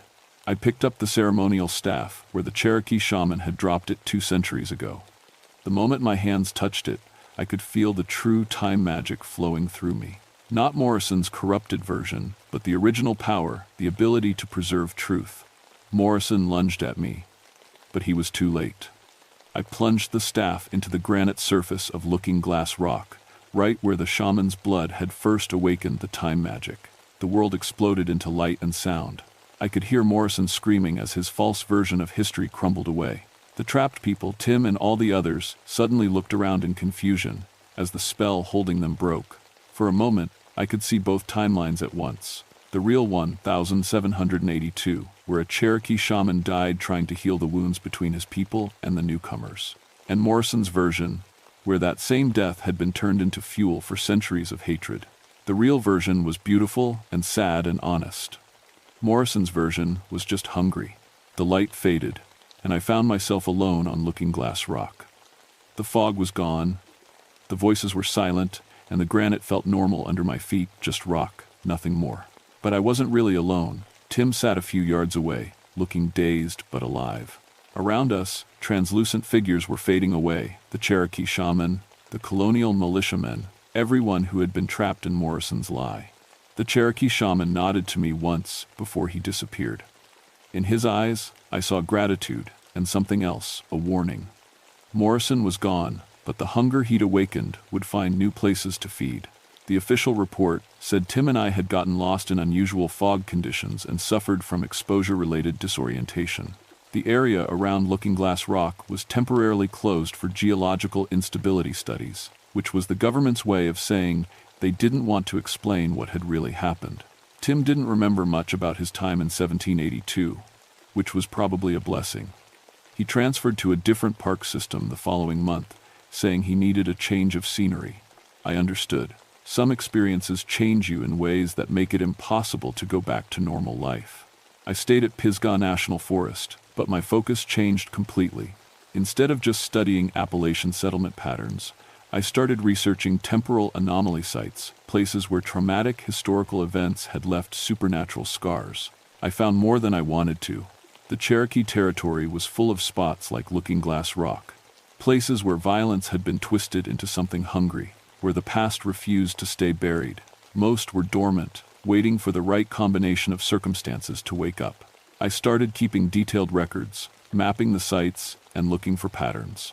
I reached out to other rangers, other historians, anyone who might have encountered similar phenomena. Slowly, I put together a network of people who understood that some places remember everything, and that sometimes those memories can be dangerous. The hardest part was accepting that I couldn't save everyone. Morrison had been feeding on that mountain for over 200 years, and he was just one of many entities that had learned to twist historical trauma into supernatural power. There were others out there, in different places, using different methods but serving the same hungry purpose. 6 months after the incident at Looking Glass Rock, I got a call from a historian in Tennessee. She'd been researching Civil War battle sites and had started experiencing what she called temporal displacement episodes. Soldiers from both armies appearing in the fog, reliving the same battle over and over. Her name was Margaret Thornfield. I drove to Tennessee that weekend. Some patterns run deeper than individual lives, deeper than specific places. Some hungers learn to adapt, to find new ways to feed. Morrison was gone, but the thing that had corrupted the time magic was still out there, still looking for suitable hosts. Now I spend my time teaching other people how to recognize the warning signs, how to break the patterns before they become traps. It's not easy work. Most people don't want to believe that history can reach out and grab them. They prefer to think the past is safely buried. But I've learned that nothing is ever safely buried in these mountains. The Cherokee knew that they built their time magic specifically to preserve important truths. They understood that some events are too significant to forget, too powerful to let fade away. The tragedy is that people like Morrison learned to corrupt that wisdom, turning preservation into exploitation, memory into feeding grounds for entities that grow stronger on human pain and conflict. I still live near Pisgah National Forest, still work as a ranger and day, but now I have a different mission. I'm a caretaker of dangerous memories, a guardian against the things that feed on historical trauma. And sometimes, late at night when the fog rolls in from the mountains, I can hear Morrison's voice calling from somewhere beyond time, promising that he's not finished with me. That sooner or later, I'll make a mistake, and when I do, he'll be waiting. Maybe he's right. Maybe the pattern is too strong to break permanently, but until that day comes, I'll keep fighting, because I've seen what happens when the past is allowed to devour the present, and I won't let it happen again. At least, not on my watch. The mountains remember everything. My job is to make sure they remember the truth.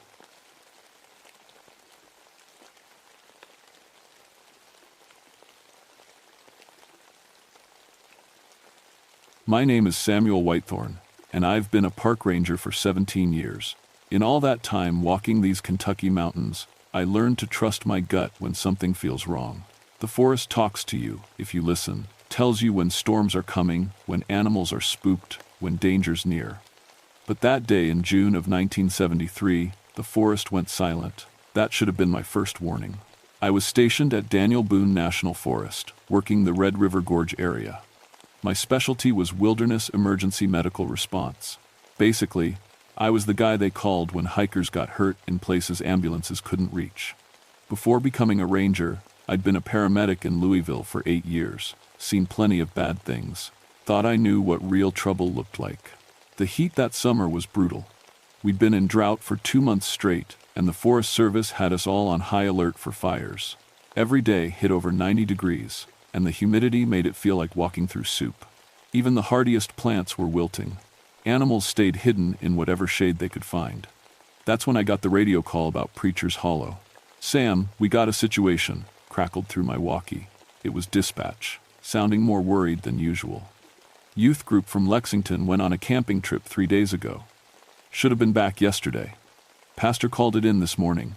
I grabbed my medical kit and started hiking toward the coordinates they gave me. Preacher's Hollow was about 22 miles from the nearest road, tucked away in a box canyon that most folks didn't even know existed. You had to walk through a narrow gorge to get there. And even then, you might miss it if you didn't know exactly where to look. The name always bothered me. Local people had been calling it that since before I was born, but nobody could tell you why. Some said it was because the rock formations looked like a pulpit. Others claimed a preacher used to hold services there back in the old days. All I knew was that hikers sometimes reported strange things in that area. Weird noises, bad feelings, equipment going haywire for no reason. As I hiked deeper into the forest, the silence grew heavier. No bird songs, no insect buzz. Even my footsteps seemed muffled, like the air itself was swallowing sound. The trees looked sick, their leaves brown and curled despite the deep shade. I'd seen drought damage before, but this was different. This felt deliberate. The gorge entrance appeared after 2 hours of climbing. It was barely wide enough for one person, with smooth stone walls rising 50 feet on both sides. The temperature dropped as soon as I stepped inside, which should have felt good after the heat. Instead, it made me shiver. At the far end of the gorge, the walls opened up into a perfect circle of stone. Preacher's Hollow spread before me like a natural amphitheater, maybe 100 yards across and surrounded by towering cliffs. At the center sat a flat platform of white stone that looked almost like an altar. And there were the kids. 12 teenagers sat in a perfect semicircle around the stone platform. They didn't move when I called out, didn't even look up. They just sat there in the blazing sun, heads bowed like they were praying. Their pastor, a man I recognized as Williams from the Baptist church in town, stood behind them with his hands raised to the sky. "Pastor Williams," I shouted, jogging toward them. "Everyone okay? We've been looking for you." None of them responded. As I got closer, I could hear them speaking, but not to me. They were reciting something together, their voices blending into one eerie chorus. "And the faithful shall gather in the hollow place, where the earth drinks deep of sacrifice, and the shepherd calls his flock to eternal pasture." The words made my skin crawl. This wasn't any Bible verse I'd ever heard, and I'd been studying scripture since I was old enough to read. I was even taking seminary classes part-time, hoping to become a chaplain when I retired from ranger work. "Hey!" I called louder, dropping my pack and pulling out my first aid kit. "Can anyone hear me?" That's when Pastor Williams finally turned around. His eyes were completely white, not rolled back, but white all the way through, like they'd been painted over. When he smiled, his teeth looked too sharp. "Brother Samuel," he said in a voice that didn't sound quite right, "we've been waiting for you to join us in worship." I'd seen heat stroke plenty of times, and this looked like a bad case. Hallucinations, group disorientation, dehydration, it all made sense. These people had been sitting in direct sunlight for hours, maybe days. They needed medical attention, fast. "Pastor Williams, I need you to help me get these kids into the shade," I said, keeping my voice calm and professional. "They're showing signs of severe heat exhaustion." But Williams just kept smiling that wrong smile. "The heat purifies, brother, burns away the flesh so the spirit can soar free." I tried my radio. Static filled the channel, but underneath it, I could swear I heard organ music. Old hymns played in a minor key. I switched channels, tried again. Same thing. The kids kept chanting. I knelt beside the nearest one, a girl maybe 16 years old. Her skin was burning hot, but she wasn't sweating. That was bad. It meant her body had stopped trying to cool itself. When I checked her pulse, it was racing like a hummingbird's. "Can you hear me, honey?" I asked, but she didn't react. Her lips just kept moving with the rest of them, where the shepherd calls his flock to eternal pasture. I pulled out my emergency IV kit, but when I tried to start a line in her arm, my equipment wouldn't work. The needle bent like it hit steel. The blood pressure cuff wouldn't inflate. Even my thermometer gave impossible readings. Negative temperatures in 100-degree heat. That's when I noticed the smell. It was sweet, like flowers left too long in a vase. Underneath that was something else, something rotten and thick that caught in my throat. I looked around for the source and spotted a natural spring about 30 yards away. The water looked clear, but flies swarmed above it in angry black clouds. I'd seen contaminated water sources before. Sometimes chemicals seep up from old mine operations, or natural gas creates toxic pools. That would explain the hallucinations, the group behavior, everything. These people had been drinking poisoned water for days. "That's it," I muttered, pulling out water purification tablets and my backup radio. Water contamination, simple solution. But when I tried to approach the spring, my feet wouldn't move. It was like walking through invisible molasses. Each step required enormous effort, and the closer I got, the heavier the air became. The sweet smell grew stronger, making my head spin. Then I saw the flowers. Fresh roses circled the spring's edge. Bright red roses that couldn't possibly grow in this climate, in this drought, in this rocky soil. They looked like they'd been placed there minutes ago. Yet the closest flower shop was 40 miles away. Behind me, the chanting grew louder. I turned back toward the group and froze. There were more people now. At least 20 adults in old-fashioned clothes, long dresses on the women, dark suits on the men despite the heat. They sat behind the teenagers, their faces hidden by wide-brimmed hats and bonnets. When had they arrived? I should have heard them coming through the gorge. "Pastor Williams," I called, my voice shakier than I wanted. Where did these people come from? Williams turned those painted white eyes on me again. "They never left, brother. The faithful remain always in the hollow place." I blinked hard, rubbed my eyes. The heat was getting to me too. Had to be. When I looked again, the adults were still there, but something was wrong with the picture. They sat perfectly still, too still. No one shifted position, scratched an itch, adjusted clothing. They were like mannequins, posed for a department store window, and their clothes looked wrong for 1,973. The dresses were ankle-length with high necks and long sleeves. The men wore formal suits with vests and pocket watches. Even accounting for rural Kentucky being behind fashion trends, this looked like something from my grandfather's time. I tried my radio again. Still static, still that organ music underneath. But now I could make out words being sung. Come to the hollow, leave flesh behind, join the eternal, the forever kind, where time stands still and souls don't age. In the shepherd's book, turn the final page. The song made my teeth ache. I clicked off the radio and focused on what I could control. These people needed medical help, hallucinations or no hallucinations. I had training, equipment, and experience. I could handle this. But when I turned back to check on the teenagers, my blood went cold. They weren't wearing the same clothes anymore. The boys now wore dark suits identical to the strange adults. The girls had on long dresses that covered them from neck to ankle.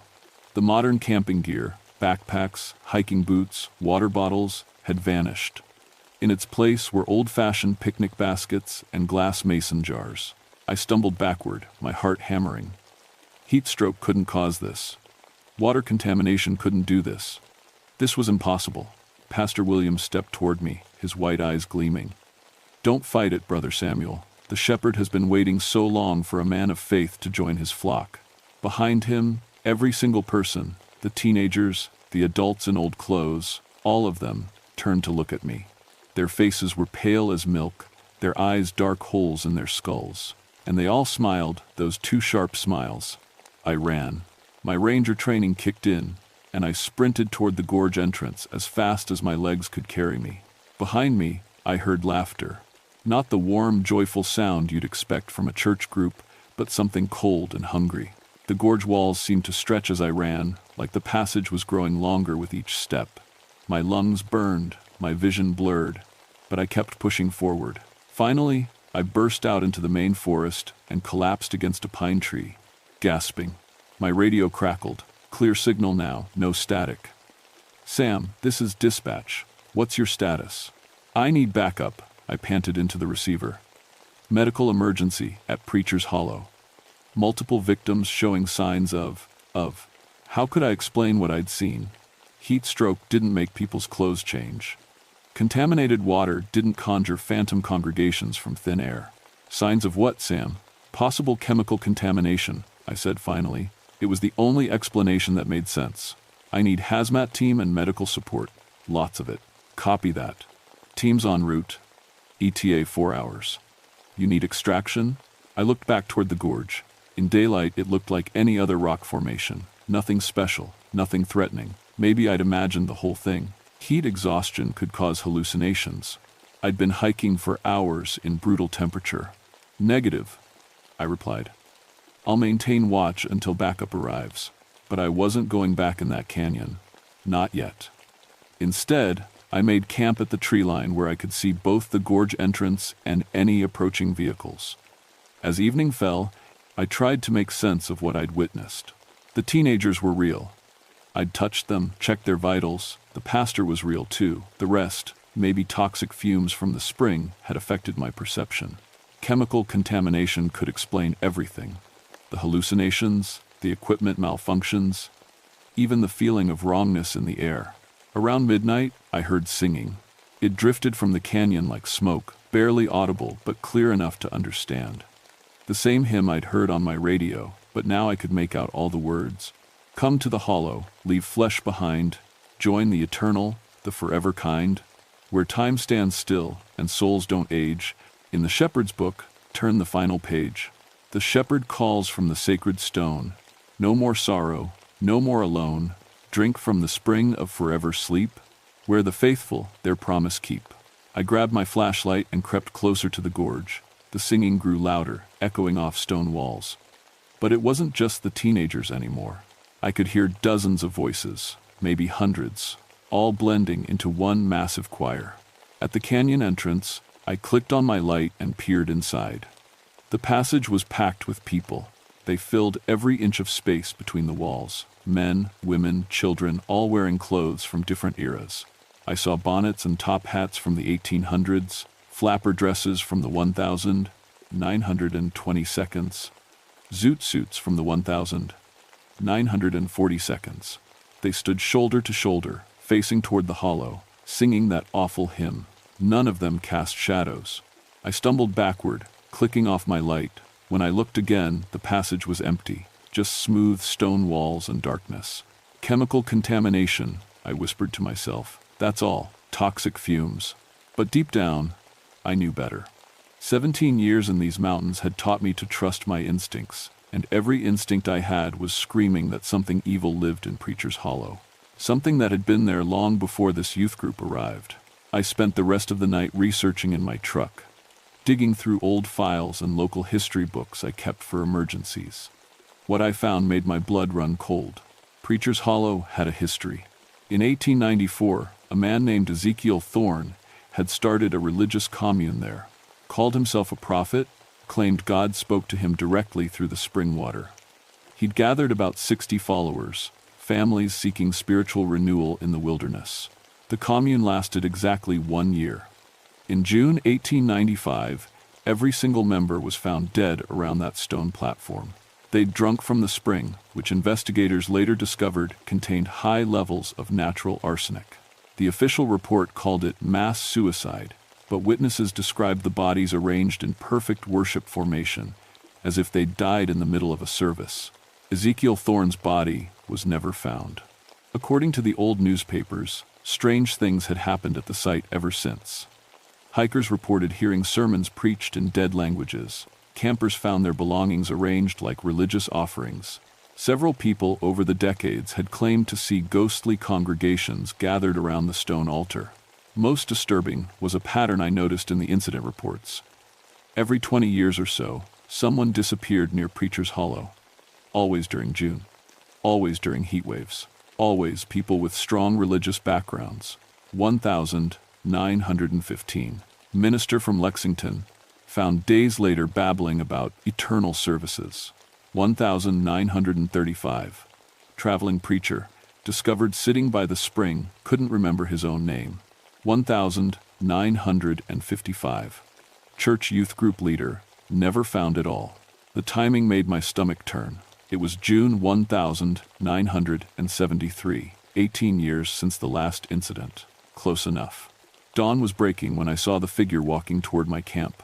It was Pastor Williams, but not the man I'd known from town. This version looked older, thinner, with those terrible white eyes and that wrong smile. He moved without making sound, his feet barely touching the ground. "Brother Samuel," he called in that voice that wasn't quite his own. "The shepherd wishes to speak with you."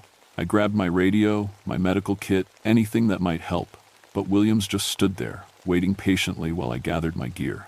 "The others are worried," I said, trying to keep my voice steady. "Families are looking for those kids." "Families?" Williams tilted his head like he didn't understand the word. "We are family now. All of us, together in the hollow place, forever and ever, amen." He turned and walked back toward the canyon. After a moment's hesitation, I followed. Not because I wanted to, but because I couldn't leave those teenagers to whatever fate awaited them. My job was to help people, and I'd failed at that too many times already. The gorge passage felt different in daylight, longer, more twisted, like walking through a maze. Williams glided ahead of me, never looking back, humming that awful hymn under his breath. When we reached the hollow, I gasped. The entire space was filled with people. Hundreds of them, maybe thousands, all sitting in perfect rows around the stone platform. Men, women, children from every era of American history. They watched me with dark, hungry eyes as I walked past. At the center of it all, standing on the white stone altar, was a tall man in a black coat. His hair was silver, his beard neatly trimmed, and his eyes burned like hot coals. Even from a distance, I could feel the wrongness radiating from him like heat from a furnace. The teenagers sat in the front row, still chanting, still dressed in those old-fashioned clothes. But now I could see what had happened to them. Their skin was pale as paper, their eyes dark and empty. They looked like dolls made of wax and shadows. "Welcome, Brother Samuel," the man on the altar called out. His voice carried perfectly across the hollow without echoing. "I am Ezekiel Thorne, shepherd of the eternal flock. We've been waiting for you to join our service." I stood at the edge of the crowd, my heart pounding so hard I thought it might burst. Every face turned toward me was dead, had to be dead. Some looked fresh, like they'd died yesterday. Others were ancient, their skin yellow as old parchment. But they all watched me with the same hungry expression. "You're not real," I said, my voice barely a whisper. "This is heat stroke, or poisoned water, or—" Ezekiel Thorne laughed, a sound like breaking glass. "Real? Brother Samuel, what is real? The flesh that rots and dies? The world that withers in drought and flame? Or the eternal spirit that never knows hunger, never knows pain, never knows the fear of ending?" He stepped down from the altar, moving through the crowd like water.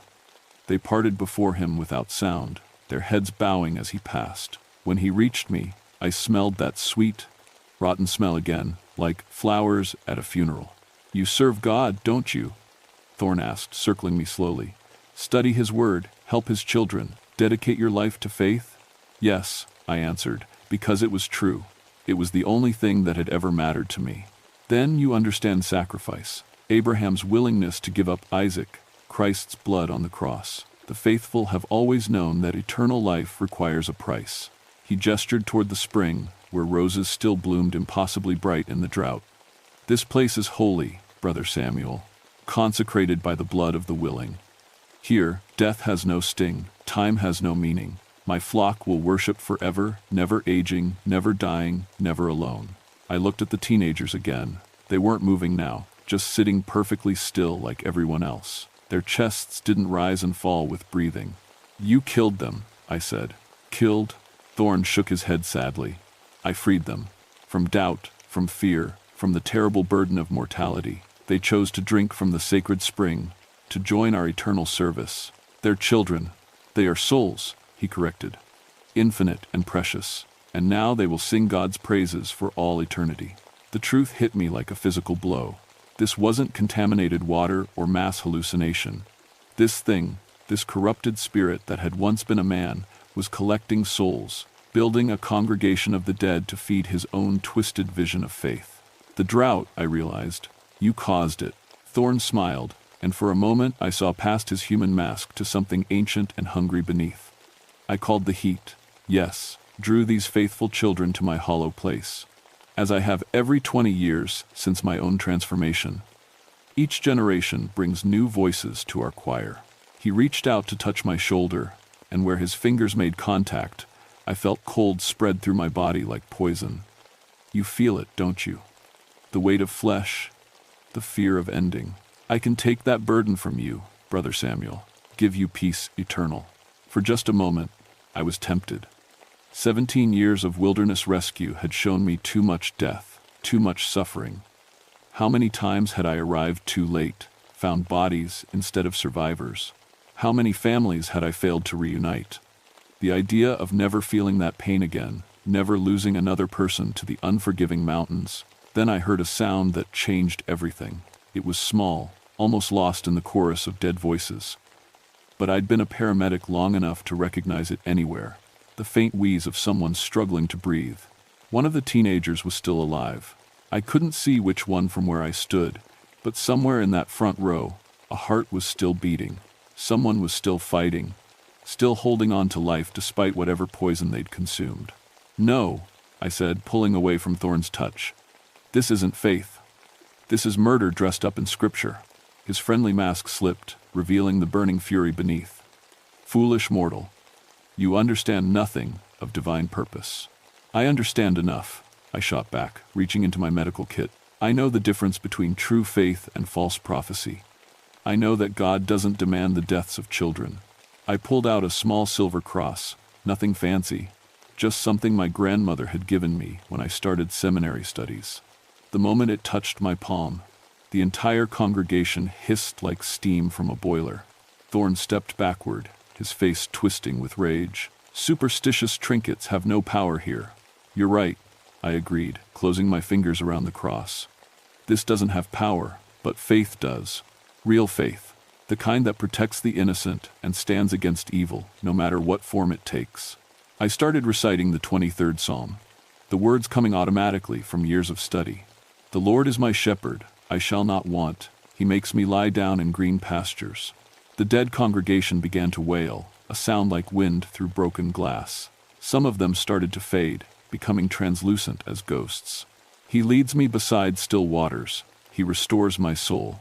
Thorn lunged at me with fingers like claws, but the cross in my hand blazed with warm light. Where the light touched him, his flesh burned and peeled away, revealing the rotting corpse beneath. He guides me in paths of righteousness for his name's sake. More spirits began to disappear, their forms dissolving like morning mist. But I could see the real people now, the teenagers and Pastor Williams, still breathing, still alive despite whatever they'd been forced to drink. Even though I walk through the valley of the shadow of death, I will fear no evil. Ezekiel Thorne screamed, a sound that shattered rocks and sent birds flying for miles. His false holy man appearance crumbled completely, revealing a thing of shadow and hunger that had never been human at all. For you are with me, your rod and your staff they comfort me. The creature that had been calling itself Thorn made one final desperate lunge, but the light from my cross had grown too bright. It struck him like a physical force, and he exploded into writhing smoke that dispersed on a wind that smelled of roses and spring rain. The hollow fell silent except for the sound of real breathing from real lungs. I found the living teenager first, a boy named Marcus, barely 16, who was conscious but confused. He'd only taken a few sips from the spring before something inside him rebelled against the poison. The others had drunk deeper, but they were alive, all of them. Unconscious, dehydrated, but alive. Pastor Williams came around as I was starting IVs. "Samuel?" he asked, blinking in confusion. "What happened? Where are we?" "Long story," I said, checking his pulse. "Right now, I need you to help me get these kids stable until the medical team arrives." The hazmat team found us 3 hours later, just as I'd finished treating the last of the victims. They tested everything: the water, the air, the soil around that stone platform. Found nothing dangerous, which didn't surprise me. Whatever evil had lived in Preacher's Hollow was gone now, along with its poisoned spring. The official report blamed a gas leak from an underground pocket of natural methane. The teenagers had been hallucinating from oxygen deprivation, and I'd suffered similar effects until a shift in air currents cleared the contamination. Simple, scientific, rational. Nobody mentioned the roses that had withered and died the moment Ezekiel Thorne disappeared. Nobody talked about the clothes that had somehow changed back to modern camping gear while the kids were unconscious. And nobody asked why my radio recordings from that day contained 4 straight hours of hymns sung in languages that linguists couldn't identify. The kids recovered completely. They didn't remember much about their time in the hollow, just feeling sleepy and having strange dreams about church services. Pastor Williams remembered more, but he never talked about it. When I saw him in town months later, he'd transferred to a different parish and stopped doing wilderness retreats. I kept working as a ranger, but something had changed in me. My faith was stronger now, tested by real evil and proven true, but it was also more careful, more watchful. I'd learned that not everything that calls itself holy actually is. 6 months later, I got a call from a fellow ranger in Tennessee. Tourist family had gone missing near an old mining town called Prophet's Ridge. Local folklore talked about a preacher who used to hold services in the abandoned mine shafts, promising his followers that death in the deep places would bring eternal life. I packed my gear and drove south, that silver cross safely pinned inside my jacket, because I'd learned something important in Preacher's Hollow. Evil doesn't stay buried forever. It finds new forms, new faces, new ways to twist faith into something hungry and dark. But real faith, the kind that protects rather than consumes, that serves rather than demands worship, that can stand against any darkness. Even in the deepest hollows where lost things gather and false shepherds call their flocks. My name is Samuel Whitethorn. I've been a ranger for 18 years now, and I've seen things that would make most folks question their sanity. But I've also seen the power of genuine faith to drive back the shadows. And in these mountains, where old evils sleep restless in forgotten places, that knowledge might be the most important equipment I carry. The work continues.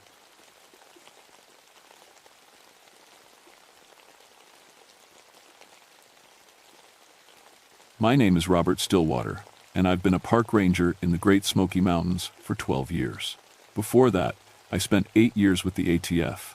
That's the Bureau of Alcohol, Tobacco, Firearms, and Explosives. My grandfather used to tell stories about chasing bootleggers through these same mountains during Prohibition. Back then, he was a federal agent too. I guess law enforcement runs in the family. I never believed in ghosts.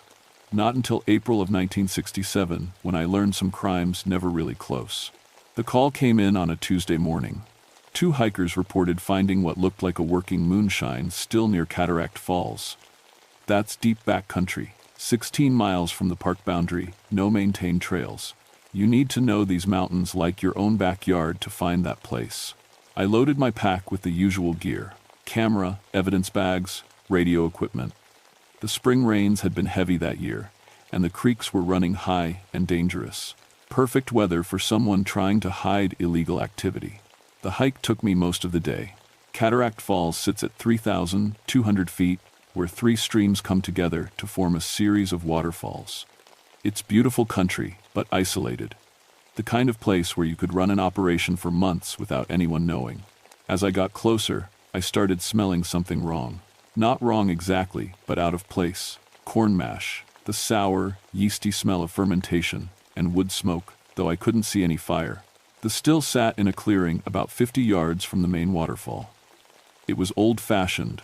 Copper pot, coil condenser, the works. But it looked freshly made, not like some historical leftover.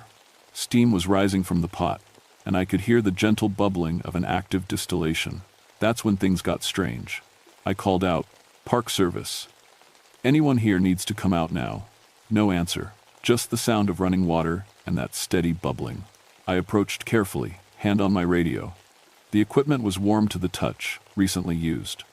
Mason jars sat filled with clear liquid, moonshine, and it smelled like good stuff too. But there was no one around. No footprints in the soft ground around the still, no tire tracks, no path through the woods that I could see. I took photos and started gathering evidence. That's when my metal detector started going crazy. It was picking up signals everywhere. But when I dug, I found nothing but old dirt and rocks. The needle jumped around like it was reading ghost metal. I tried my radio. Nothing but static. The smart thing would have been to hike back out and return with backup. But something about that place made me want to stay. Maybe it was my ATF training. When you find an active still, you secure it. Or maybe it was something else, something I can't explain.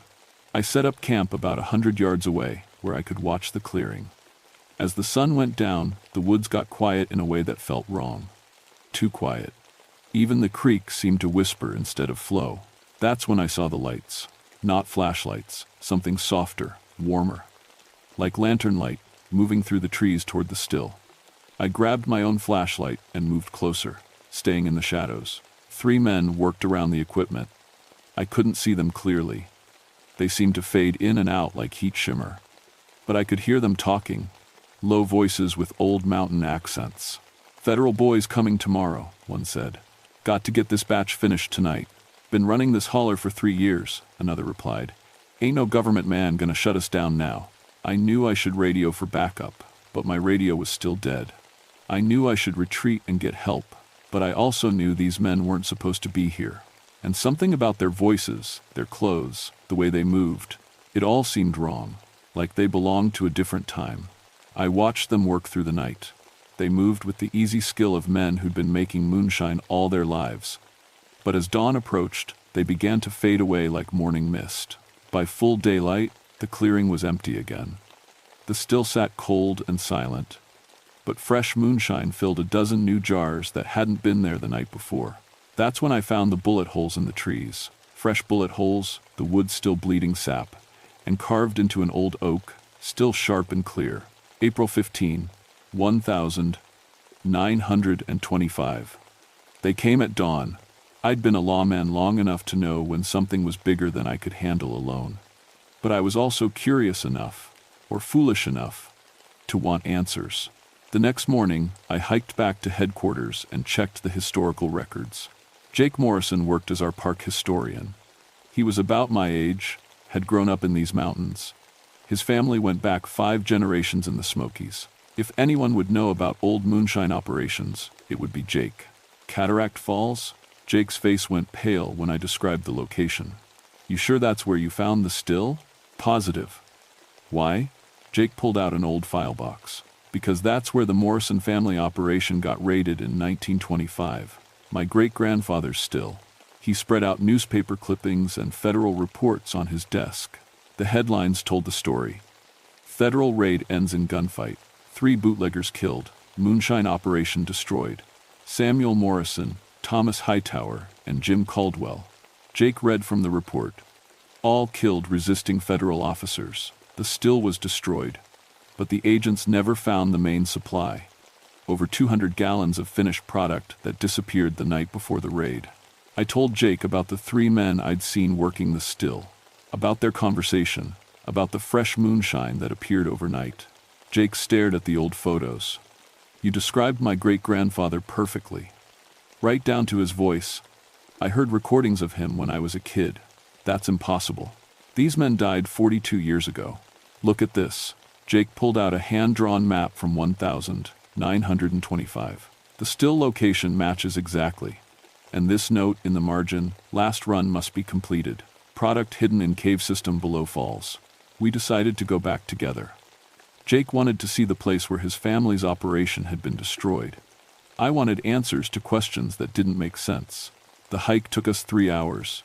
Jake knew shortcuts I'd never seen, old family paths through the mountains. As we got closer to Cataract Falls, he got quieter. My great-grandmother always said Grandpa Samuel never got to rest, Jake told me. Said he died with unfinished business. The still was operating again when we arrived. Fresh smoke rose from the fire underneath the copper pot. The smell of corn mash was stronger now, almost overwhelming. And we could hear voices. The same 3 men I'd seen the night before. But this time, they were clearer. More solid. Jake gasped when he saw them. That's him. That's Samuel Morrison. The 3 moonshiners looked up at us. For a moment, no one moved. Then Samuel spoke. Your kin. His voice carried across the clearing like a whisper. You have the Morrison look. Jake stepped forward. I'm your great-grandson, Jake Morrison. The ghost, because that's what he was, no point pretending otherwise, smiled sadly. Then you understand why we can't rest. The last run was never finished. The federal boys came too early. Thomas Hightower pointed toward the cave system below the falls.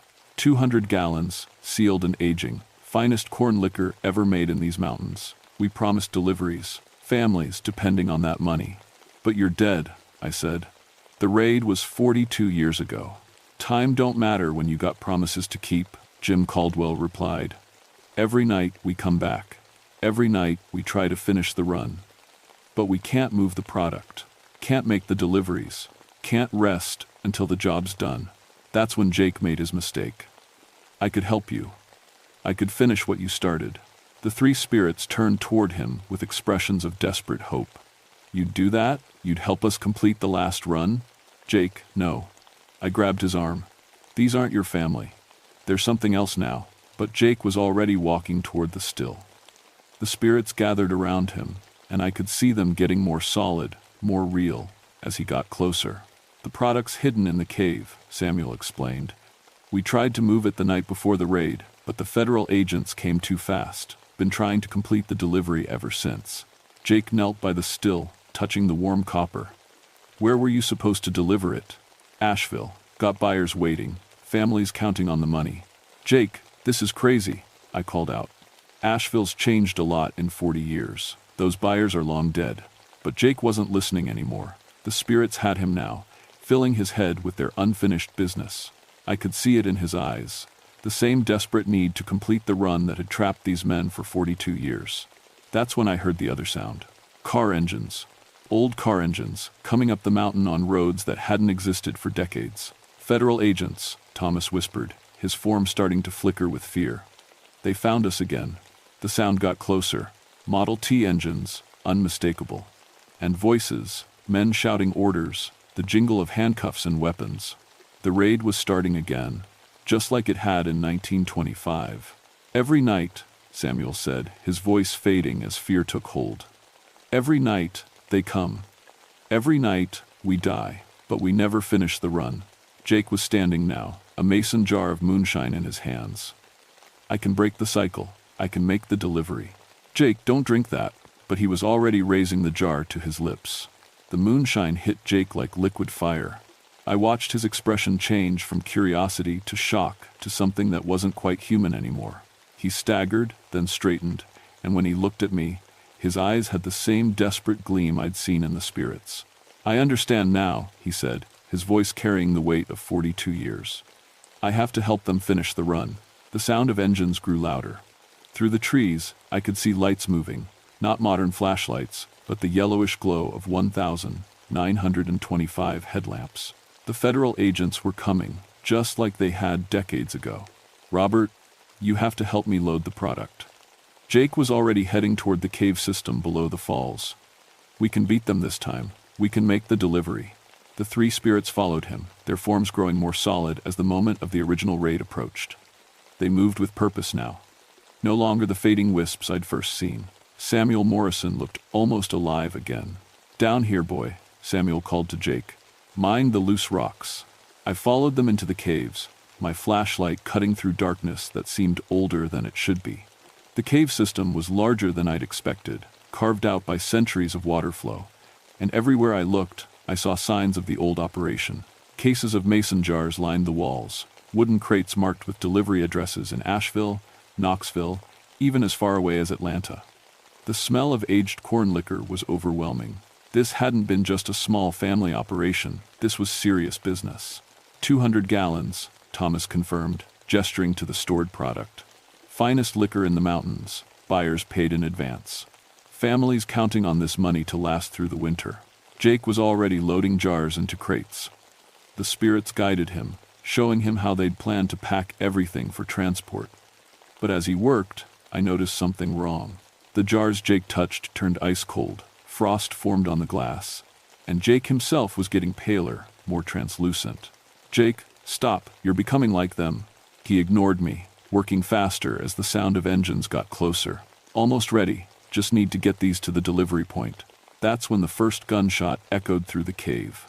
The federal agents had found the still. Just like they had in 1925, they'd come armed and ready for a fight. I could hear shouting outside, orders being given, positions taken. Samuel Morrison, come out with your hands up. The voice carried the authority of 1,925 federal law enforcement. These weren't modern agents. These were the same men who'd killed the moonshiners 42 years ago, trapped in the same loop, forced to replay the raid every night. Samuel, Thomas, and Jim looked at each other with grim understanding. Time to go, Samuel said. Just like always, they headed for the cave entrance, moving toward a gunfight they'd already lost dozens of times. But this time was different. This time, they had Jake. You stay here, Samuel told him. Finish loading the product. When the shooting stops, make the run to Asheville. What about you? We'll hold them off as long as we can, just like last time. I grabbed Jake's arm as the spirits headed outside. His skin was cold as ice. This isn't real. They're dead. You're being used. It's real enough, Jake replied, shrugging me off. And these people deserve justice. 42 years they've been trying to complete this run. 42 years of being killed every night by federal agents who don't even belong here anymore. The gunfight erupted outside. I could hear the crack of rifles, the return fire of shotguns and pistols, men shouting, cursing, dying. The same violence that had ended the Morrison operation in 1925, replaying itself in 1967. Jake kept loading moonshine, moving with inhuman speed now. The jars felt like blocks of ice when I tried to stop him, and every jar he touched pulled more life out of him, making him more like the spirits he was trying to help. Jake, listen to me. My grandfather was one of those federal agents. He told me about this raid. The moonshiners weren't innocent victims. They shot first. They killed a federal marshal. This wasn't some government persecution. This was justice. Jake paused, a crate of moonshine in his hands. For a moment, I thought I'd reached him. Then Samuel's voice echoed from the cave entrance. Don't listen to him, boy. His granddaddy was the one who murdered us. The truth hit me like a physical blow. My grandfather, Agent William Stillwater, had led the 1,925 raid. I'd grown up hearing his stories about brave federal agents facing down dangerous criminals, but I'd never heard the names of the men they'd killed. Jake's eyes blazed with supernatural anger. Your family destroyed mine, killed my great-grandfather for making honest liquor to feed his children. They resisted arrest. They shot first, because they knew the federal boys would kill them anyway. The gunfight outside was reaching its climax. I could hear men screaming, dying, just like they had 42 years ago. And Jake was almost finished loading the moonshine, ready to complete the run that would trap his soul forever.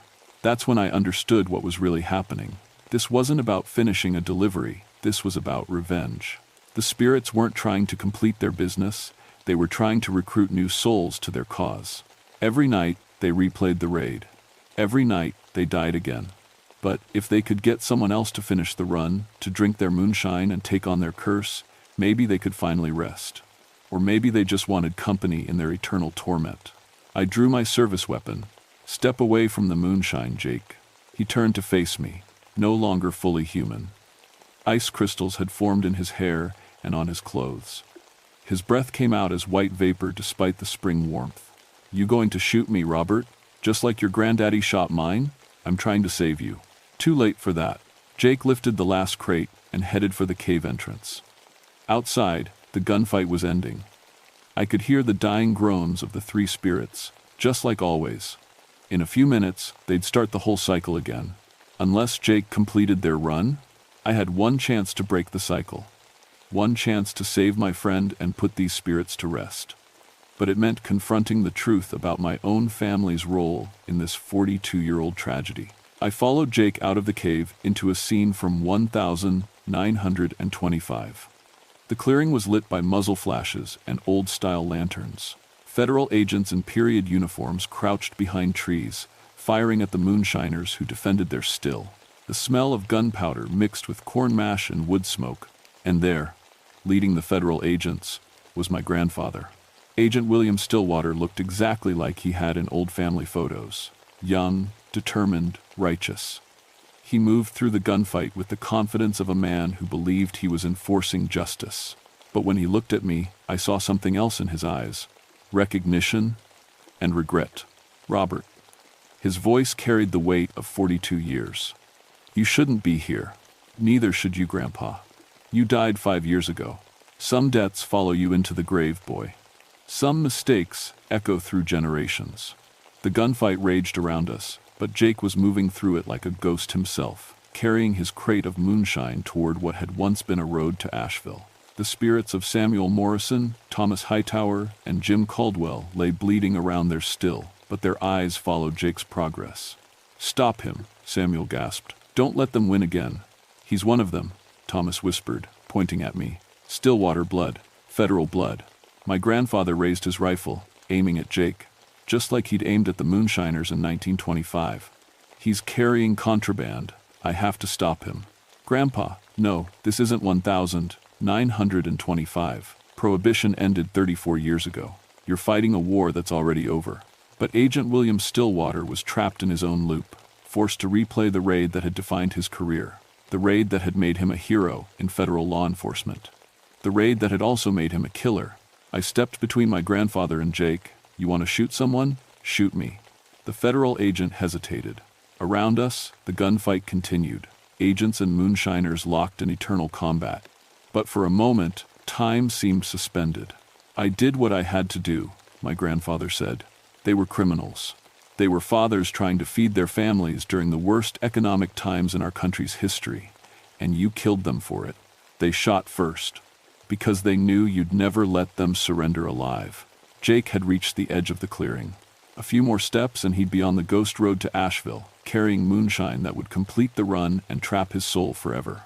I had to make a choice, stop my friend or confront my family's legacy. I turned my back on my grandfather and ran after Jake. Jake, wait, I know how to break this. He paused at the edge of the ghost road. Behind us, the gunfight was ending. The federal agents were winning, just like they always did. The three moonshiners were dying, just like they always did. It's about justice, I said, catching up to him. Not the law. Justice. Your grandfather killed my family.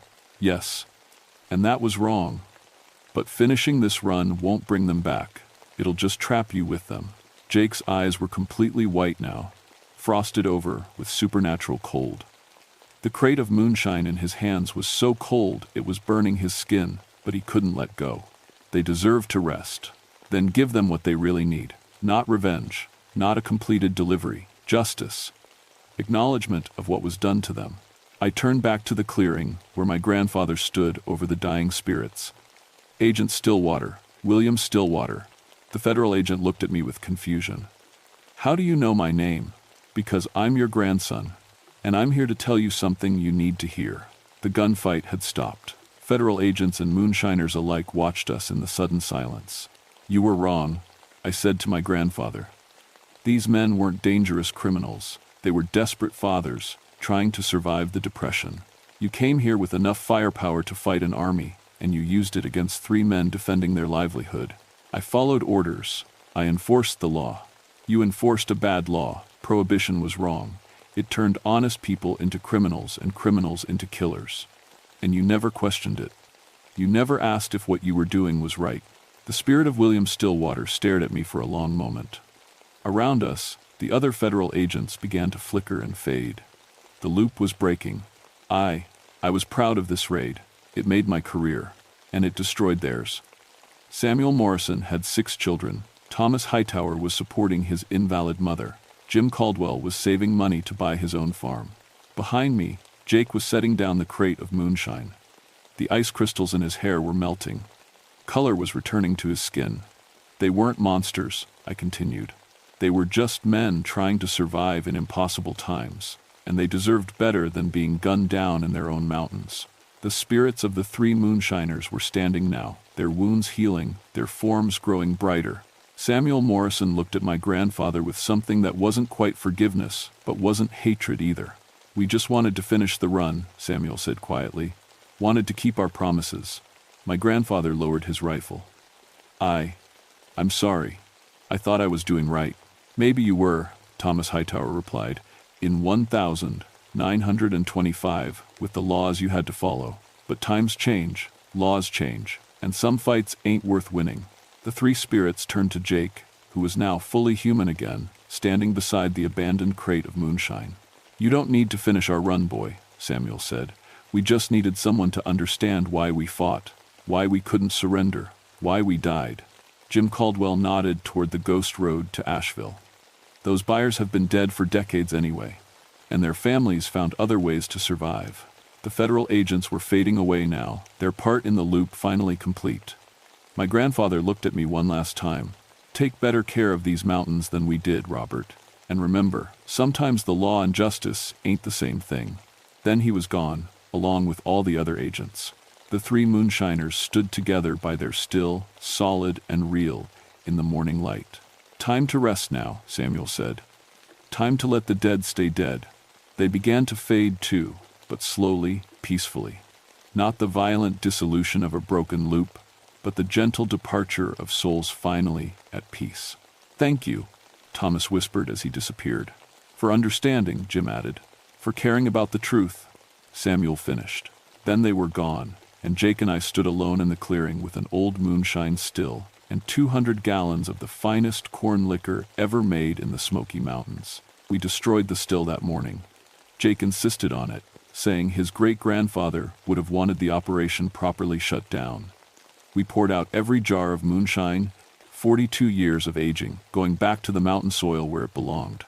The cave system went into the records as an important historical site.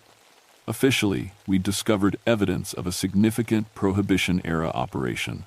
The area was restricted for archaeological sensitivity.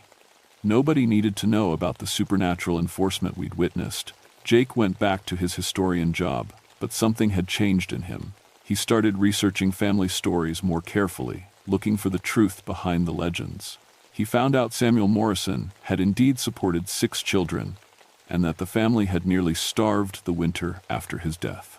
I kept working as a park ranger, but my perspective had shifted. I started seeing the mountains differently. These weren't just beautiful wilderness areas to be protected. They were places where people had lived, worked, struggled, and died. Their stories mattered, even when they conflicted with official histories. especially when they conflicted with official histories. About a month after the incident at Cataract Falls, I got a report of strange lights near Rough Ridge, about 12 miles north. Hikers complained about the smell of sour mash and the sound of glass breaking in the middle of the night. I found the remnants of another still site, this one from the 1920 seconds, and fresh evidence that someone or something had been trying to operate it recently. Mason jars filled with moonshine, equipment that ran without operators and carved into a nearby tree. The 3rd of June 1923, they came with badges and guns. I filed the report and requested the area be restricted. But I didn't investigate further. Some ghosts are best left alone until they're ready to tell their stories. Jake helped me research the site. We found records of another federal raid, another family of moonshiners killed resisting arrest, another incomplete run, another promise that couldn't be kept. The pattern was clear now. Throughout these mountains, Prohibition-era spirits were trapped in endless loops, trying to finish interrupted business. Some were moonshiners who died defending their stills. Some were federal agents who'd questioned their orders too late. All of them were stuck in a war that had ended decades ago, fighting for laws that no longer existed. "How many more do you think there are?" Jake asked one evening as we reviewed historical raid records. "Dozens, maybe hundreds. Every family that made liquor, every agent who enforced prohibition, they're all connected by the same injustice. What do we do about them?" I thought about my grandfather's final words, about the difference between law and justice, about the responsibility we have to understand the past, not just enforce the present. We listen to their stories, we remember what really happened, and we help them find peace when we can. But I also knew some spirits weren't ready for peace. Some had been angry too long, hurt too deeply. Some would keep fighting their war until they found someone willing to take their side completely. That's why I keep detailed records now. Every strange report, every unexplained phenomenon, every case where the evidence doesn't match the explanation. Because someday, another ranger is going to find themselves face to face with ghosts from America's past. And they're going to need to understand that sometimes the dead have good reasons for refusing to stay buried. My name is Robert Stillwater, and I've been a park ranger in the Great Smoky Mountains for 12 years. I've learned that some crimes never close, some wars never end, and some promises echo through generations. But I've also learned that understanding the past is the first step toward healing it, even when that past includes your own family's mistakes. The mountains remember everything, every injustice, every tragedy, every family destroyed by laws that seemed right at the time but history proved wrong. And sometimes, late at night when the mist rolls through the hollers, those memories take shape and walk among us, looking for someone who cares enough to listen to their stories, someone who understands the difference between the law and justice, someone willing to help them finish what they started or find peace in letting go. I carry that responsibility now, and someday I'll pass it on to someone else. Because these mountains will outlast all of us, and their ghosts will keep trying to tell their stories long after we're gone. The trick is knowing which ones to help and which ones to walk away from. Because some spirits want justice, and some just want company in their eternal anger.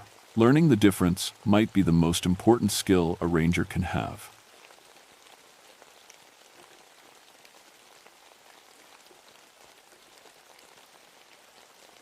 My name is Eleanor Greystone, and I've been a park ranger in these West Virginia mountains for 19 years. I know every trail, every stream, and every animal that calls this place home. At least, I thought I did. People always ask me how I can live alone out here in the cranberry wilderness. The truth is, I'm not really alone. I have the bears to keep me company. Black bears are my specialty. I have a PhD in zoology, and I've spent most of my adult life studying how they behave. These mountains are full of them, and after all these years, I can tell you that bears are smart, careful animals. They avoid people. They follow patterns. They make sense. That's why what happened in August of 1981 still keeps me awake at night. It was the hottest summer anyone could remember. The air was so thick and heavy that even the birds seemed too tired to fly. Every morning, fog would roll up from the valleys like smoke, making everything look gray and strange. I'd been living in my research cabin near the cranberry glades for 3 months that summer, tracking a family of bears that had been acting different than usual. The bog area around here is special. It sits up high in the mountains, at about 3,400 feet, and it's full of weird plants that eat bugs and water that's more acid than coffee. Most people think bogs are creepy. And maybe they're right. The trees grow all twisted and small, and the ground feels spongy under your feet. Sometimes you can hear bubbling sounds coming from under the moss, like the earth is trying to say something. The old-timers in town used to tell stories about this place. They said the Seneca Indians warned people to stay away, that the bog was cursed ground. There was also talk about a logging camp from the 1922nd, where something terrible happened. Men went crazy and killed each other for no reason. But I'm a scientist. I don't believe in curses or ghosts. I believe in facts and evidence. My life had been pretty quiet since my husband died 3 years ago in a car accident. The work was enough for me. The bears were enough. Every day, I'd check my cameras, write notes about what I saw, and radio and reports to my supervisor back in town. Simple, peaceful, normal. Then Dr. Martinez and his team came up to study the bog plants. There were 4 of them, botanists from the university who wanted to catalog the rare flowers that grow here. They seemed like nice people, excited about their research. Dr. Martinez was older, maybe 60, with gray hair and thick glasses.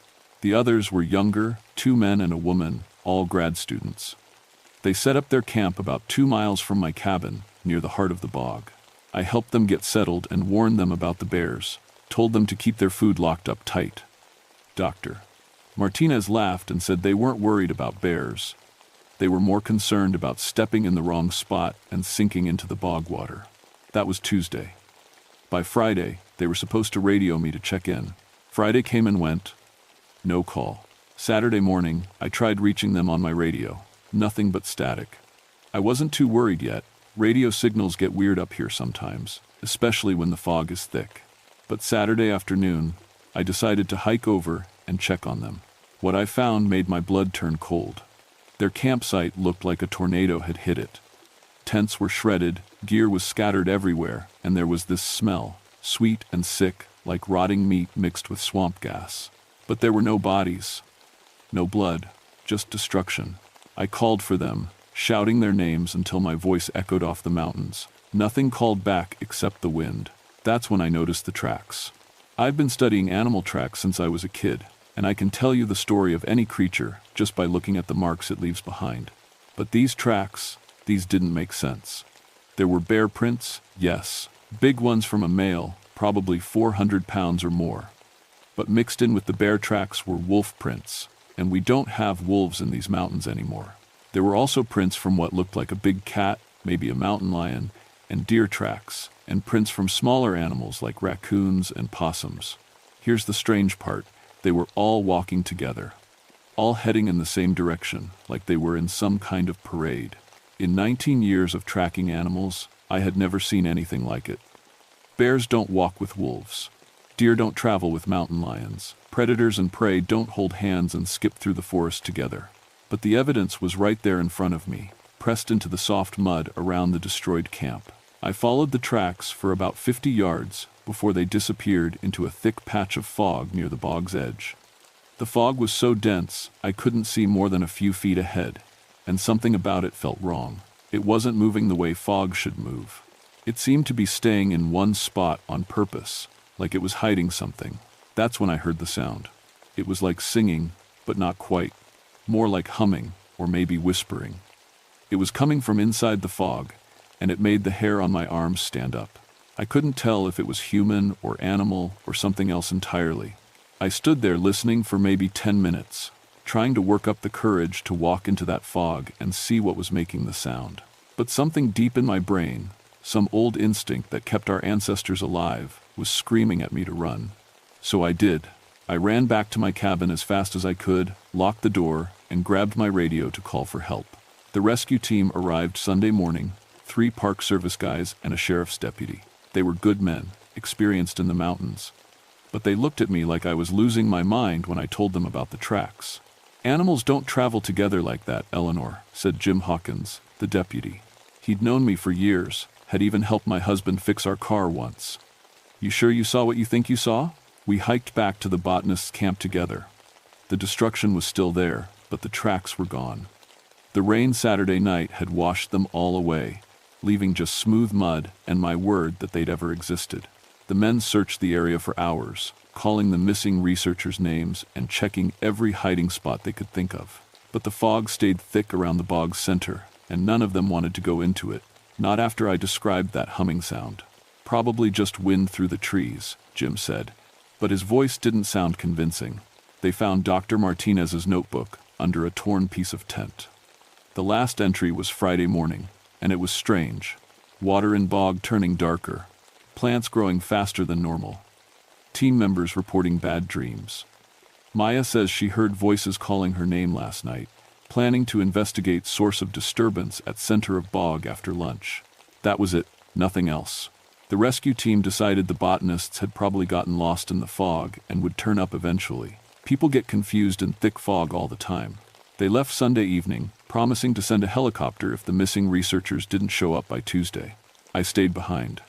Something about this whole situation felt wrong. Like when you're walking through the woods and suddenly realize everything has gone quiet. No birds, no insects, no sound at all. That kind of wrong. Monday morning, I was checking my bear cameras when I found Maya. Maya Patel was one of Dr. Martinez's grad students, a small woman with dark hair who'd been excited about studying the bog's carnivorous plants. I found her sitting by the edge of the water, perfectly still, staring at nothing. "Maya," I called, running toward her. "Thank God, everyone's been looking for you. Where are the others?" But when I got close enough to touch her shoulder, I saw her eyes.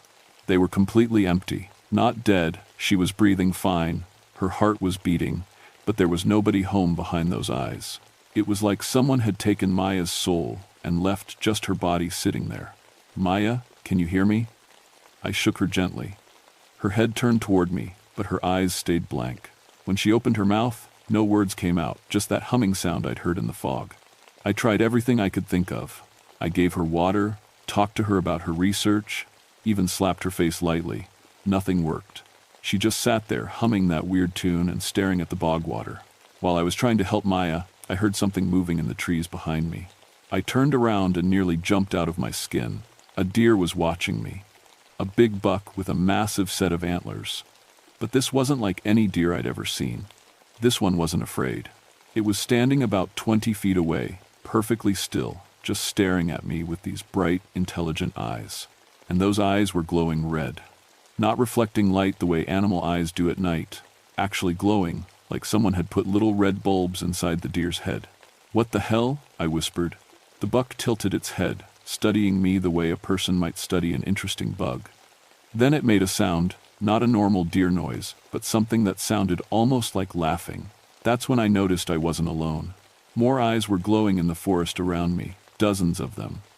Bears, wolves, smaller creatures I couldn't identify, all watching me with those same bright red eyes, all perfectly still and quiet. And they were all between me and the path back to my cabin. I looked down at Maya, still humming and staring at the water. The tune she was humming sounded familiar now. It was the same melody I'd heard coming from the fog Saturday afternoon. "We need to get out of here," I told her, trying to pull her to her feet. But Maya wouldn't budge. She was surprisingly strong, like her body had turned into a statue. The animals started moving closer, not in a hurry, just slowly and deliberately, like they had all the time in the world. The buck was in the lead, and I swear it was smiling. I had my tranquilizer gun with me. I always carried it when I was working with bears. But looking at all those glowing eyes, I knew one dart wasn't going to be enough. And something told me these animals weren't going to react to tranquilizers the way normal animals would. "Stay back," I shouted, raising the gun. "I'm warning you." The buck stopped walking and tilted its head again. Then it opened its mouth and spoke. "Eleanor," it said in a voice like rustling leaves, "we've been waiting for you. I've heard a lot of strange things in these mountains over the years.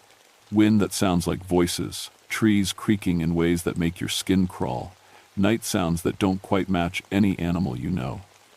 But I had never, ever heard an animal talk. This isn't real," I said, mostly to myself. "This is not happening." But Maya stopped humming and turned to look at me. When she opened her mouth, the same leaf-rustling voice came out. "Come into the water, Eleanor. Come and see what we've learned." The other animals started making sounds too. Not their normal calls, but words. Dozens of voices, all saying the same thing. Come into the water. Come and see. I fired a tranquilizer dart at the buck. It hit him right in the chest, but he didn't even flinch. He just looked down at the dart, then back at me, and kept walking forward. That's when I broke and ran. I left Maya sitting by the water and bolted toward the trees, hoping to circle around the animals and get back to my cabin. But everywhere I turned, more red eyes were waiting for me. They herded me like sheep, pushing me away from the path home and toward the heart of the bog. I ran until my lungs burned and my legs felt like rubber. When I finally stopped, I was standing at the edge of a part of the bog I'd never seen before. A perfectly round pool of black water surrounded by dead trees. The water was moving, bubbling and swirling like it was alive. And floating in the center of the pool were Dr. Martinez and his other 2 students. They were floating face up, perfectly still, their eyes wide open and glowing the same red as the animals' eyes. They weren't dead, I could see them breathing, but they looked just like Maya had, empty, gone. Beautiful, isn't it? Said a voice behind me. I spun around to find the buck standing there, along with what looked like half the animals in the forest. All of them had those glowing red eyes, and all of them were watching me with expressions that looked way too human. What did you do to them? I demanded. We didn't do anything, the buck replied. They came to us, just like you will. The water in the pool started bubbling harder, and something began rising from the bottom, something dark and shapeless, like living shadow. As it rose, the eyes of every animal around me glowed brighter.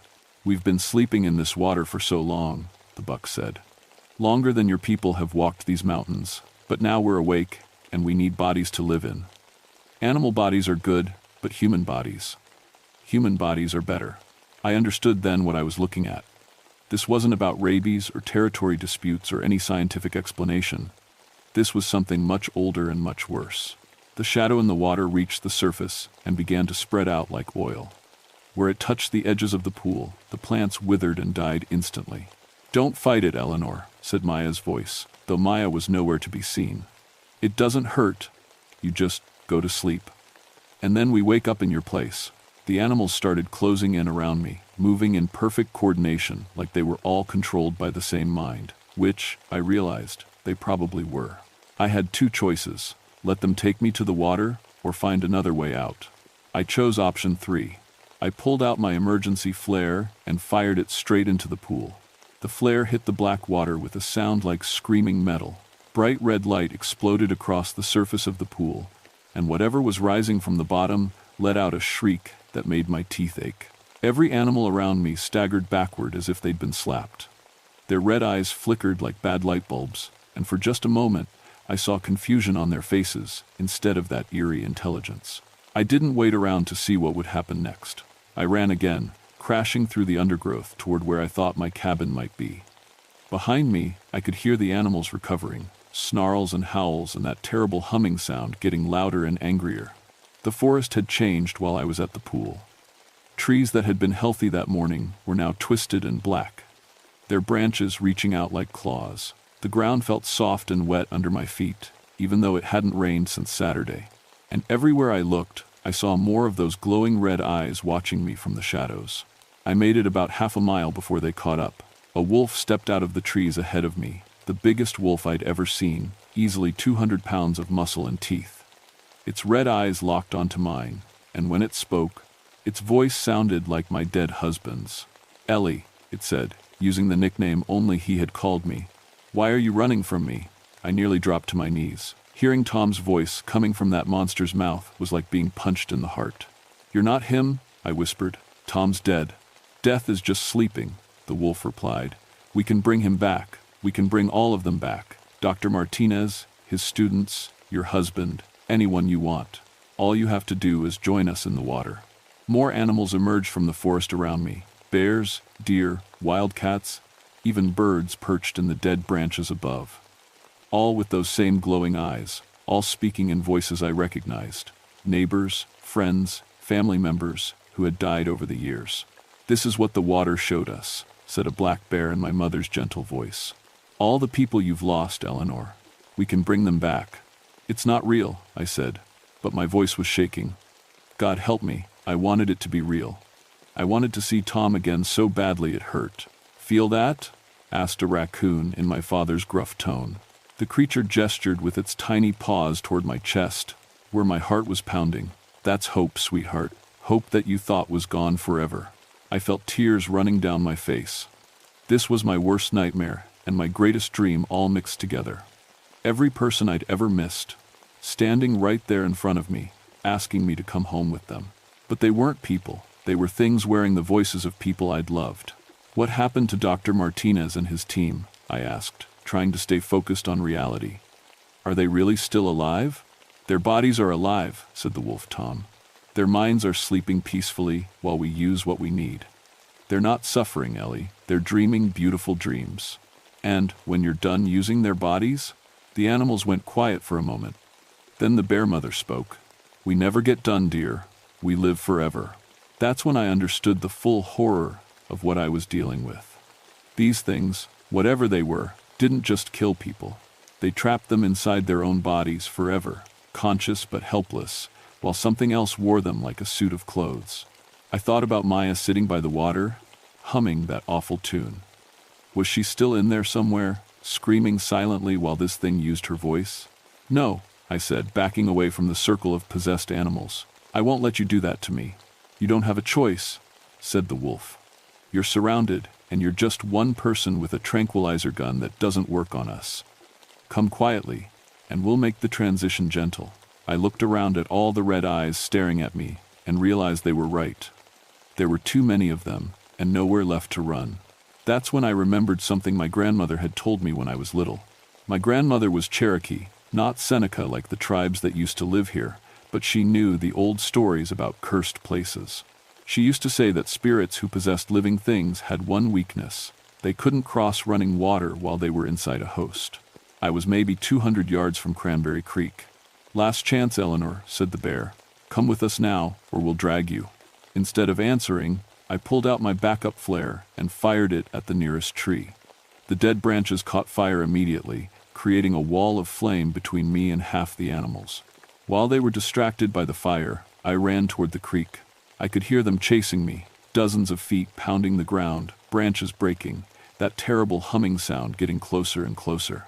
Something hot and sharp raked across my back, claws from one of the cats, but I kept running. The creek was just ahead, a narrow ribbon of water maybe 4 feet wide. I could hear it babbling over the rocks, the most beautiful sound in the world. I leaped across the creek and landed hard on the far side, scraping my hands on the rocky bank. When I turned around, I saw every single possessed animal standing at the water's edge, their red eyes blazing with fury. But none of them followed me across. "This won't protect you forever," snarled the wolf Tom. "We'll find another way. The water calls to all living things eventually," added the bear mother. "You'll get thirsty, you'll get tired, and when you do, you'll come back to us." They were right, of course. I couldn't stay on this side of the creek forever. I had no food, no shelter, and no way to call for help. My radio was back at the cabin, along with all my supplies. But at least I was alive and still myself for now. I watched the possessed animals pace back and forth along the far bank like caged tigers. After about an hour, they started drifting back into the forest, but I could still see red eyes glowing in the shadows. They were waiting. That's when I noticed the fog. It was starting to roll in from the bog area, thick and gray, and moving in a way that fog definitely shouldn't move. It crept along the ground like it was alive, flowing around trees and rocks and heading straight for the creek. When the fog reached the water, it didn't stop. It poured across the creek like a waterfall, and as it passed over me, I felt a cold that went deeper than my bones. Inside the fog, I could hear voices whispering. Hundreds of them, maybe thousands, all speaking at once in languages I didn't recognize. And underneath all the voices was that humming sound, louder and more complex than before. The fog thickened until I couldn't see my own hand in front of my face. That's when I heard footsteps in the water. Someone was crossing the creek. I couldn't see who it was through the fog, but I could hear them walking slowly and deliberately toward where I was sitting. Their feet made soft, splashing sounds with each step. "Eleanor," called a familiar voice through the mist. "It's Maya. I'm myself again." The running water broke me free from their control. I wanted to believe her so badly. Maya had seemed like a nice person during the brief time I'd known her, But I remembered her empty eyes and that humming sound coming from her mouth. "Prove it," I called back. "Tell me something only the real Maya would know." "We talked about carnivorous plants on Tuesday," Maya's voice replied. "I told you about my research on sundews and how they catch flies with sticky traps. You said your husband used to call Venus flytraps vegetarian piranhas because they snapped shut so fast. That was all true. But something about the voice still didn't sound right. "Come closer," I said. "I want to see your eyes." Maya's silhouette appeared in the fog, walking slowly toward me. As she got nearer, I could see her face more clearly. Her eyes weren't glowing red anymore. They were brown and normal and full of terror. "Oh God, Eleanor," she whispered, falling to her knees beside me. "The things I saw while I was trapped in my own head, the things they made me do with my body." She started crying, and it sounded so genuine that I almost reached out to comfort her. But then I noticed something that made my blood turn to ice. Maya wasn't wet. She just walked across a 4-foot-wide creek, but her clothes and hair were completely dry. I rolled away from Maya just as her face twisted into something inhuman. Her brown eyes flashed red, and when she opened her mouth to speak, dozens of voices came out at once. "Clever girl," the Maya thing hissed, "but not clever enough." The fog around us started to swirl faster, and I could see more figures moving through it. Dr. Martinez stepped out of the mist, his glasses cracked and his clothes torn. Behind him came the 2 other grad students, walking in perfect synchronization. None of them were wet either. "The spirits don't need bodies to cross running water, Doctor," Martinez said in a voice that sounded like grinding stone. "They just need us to invite them across. And you've been so helpful, Eleanor." I realized with growing horror that I'd been tricked. By talking to the fake Maya, by believing she was real even for a moment, I'd somehow given these things permission to cross the creek. "What do you want?" I asked, backing away from them. "We want what we've always wanted," said one of the grad students. "To live, to feel sunlight and rain and wind, to walk in the world above instead of sleeping in dark water. We've been trapped in that bog for centuries," added the other student, "bound there by rituals and warnings and the fear of your people. But fear fades, memory dies, and eventually, someone always comes close enough for us to reach." The Maya thing smiled with too many teeth. Dr. Martinez and his team made it easy. They came right to the heart of our prison, took samples of our water, breathed our mist. We slipped into their dreams first, then into their minds, and finally into their bodies. I thought about the notebook entry, about the team reporting bad dreams and hearing voices. "How long have you been planning this?" I asked. "Oh, we don't plan, Doctor," Martinez said. "We just wait. And when the right person comes along, someone with knowledge, someone respected, someone who could bring others to this place, we act." That's when I understood the real scope of what was happening. They didn't just want to possess a few researchers and a park ranger. They wanted to use us to bring more people here, to spread out from this bog into the wider world. "You're not just after me," I said. "You want to use me to get to other people." Eleanor Greystone, respected wildlife expert, the Maya thing said mockingly, author of papers, consultant to government agencies, trusted voice in the scientific community. Think how many people would listen to you if you told them about an amazing discovery in the cranberry wilderness. Think how many would come to see for themselves. The fog was getting thicker, and I could barely see beyond the circle of possessed bodies around me. But through the mist, I caught glimpses of more figures approaching. The animals from before, all of them moving with that same eerie coordination. "We've learned so much from the minds we've borrowed, Doctor," Martinez continued. "How your world works now, how people communicate, how to blend in. We won't make the same mistakes our ancestors made." "What mistakes?" I asked, trying to buy time while I figured out some way to escape. "They were too obvious," one of the grad students said. "They possessed entire tribes at once, made everyone in a village act strangely. Your people noticed and fought back. This time, we'll be more careful. A few people here, a few there.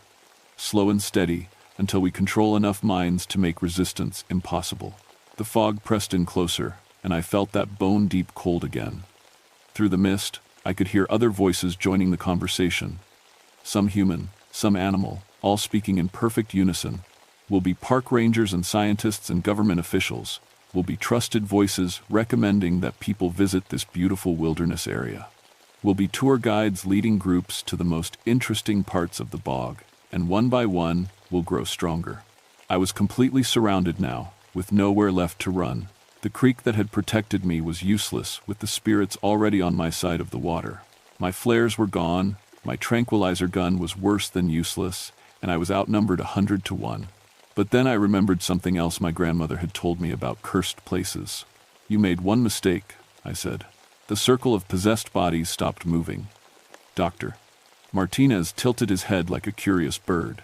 "What mistake? You told me the truth about how long you've been here. Centuries, trapped in that bog, which means you were here when the Seneca lived in these mountains." I reached into my pocket and pulled out my emergency tobacco pouch, something I always carried for tradition, not smoking. My grandmother had taught me that tobacco was sacred to many tribes, including the Cherokee and Seneca. "The Seneca knew how to fight you," I said, opening the pouch. "That's why they warned people to stay away. That's why they called this cursed ground." The possessed bodies stepped back slightly, and I saw something like fear flicker in their stolen eyes. "They bound you in that bog with rituals and ceremonies," I continued, pulling out a handful of tobacco. "And if I'm right about how this works, those same rituals can still hurt you." "Impossible," the Maya thing snarled. "You're not Seneca. You don't know their ways." "No," I said, "but I know tobacco is sacred to all the eastern woodland tribes. And I know that sacred things have power over unclean spirits." I scattered the tobacco on the ground around me and spoke the only traditional prayer I could remember, a Cherokee blessing my grandmother had taught me for protection from evil. The effect was immediate and dramatic. The fog recoiled like it had been burned. The possessed bodies screamed and stumbled backward, their red eyes flickering. The voices in the mist became shrieks of pain and rage. But it wasn't enough. I could see the spirits fighting back, pushing through the barrier of scattered tobacco. Whatever protection it gave me was temporary.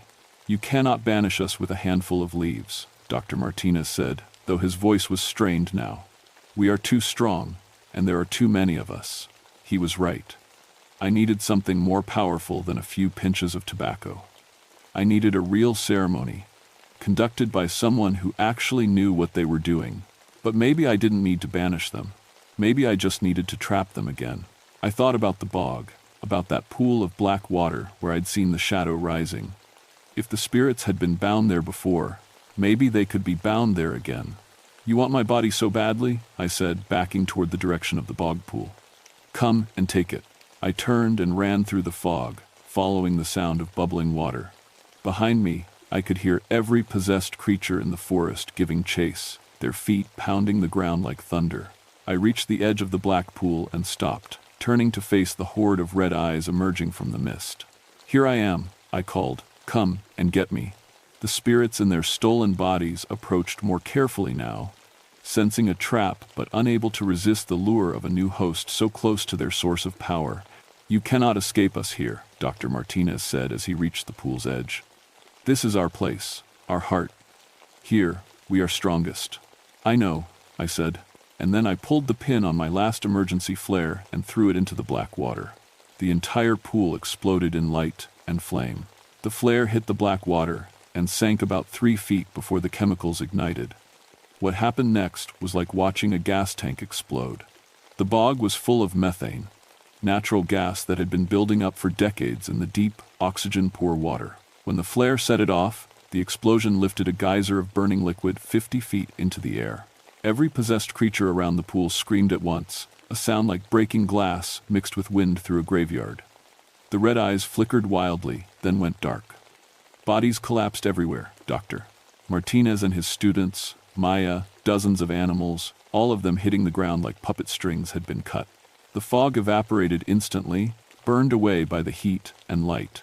For the first time in days, I could see clearly through the whole bog area.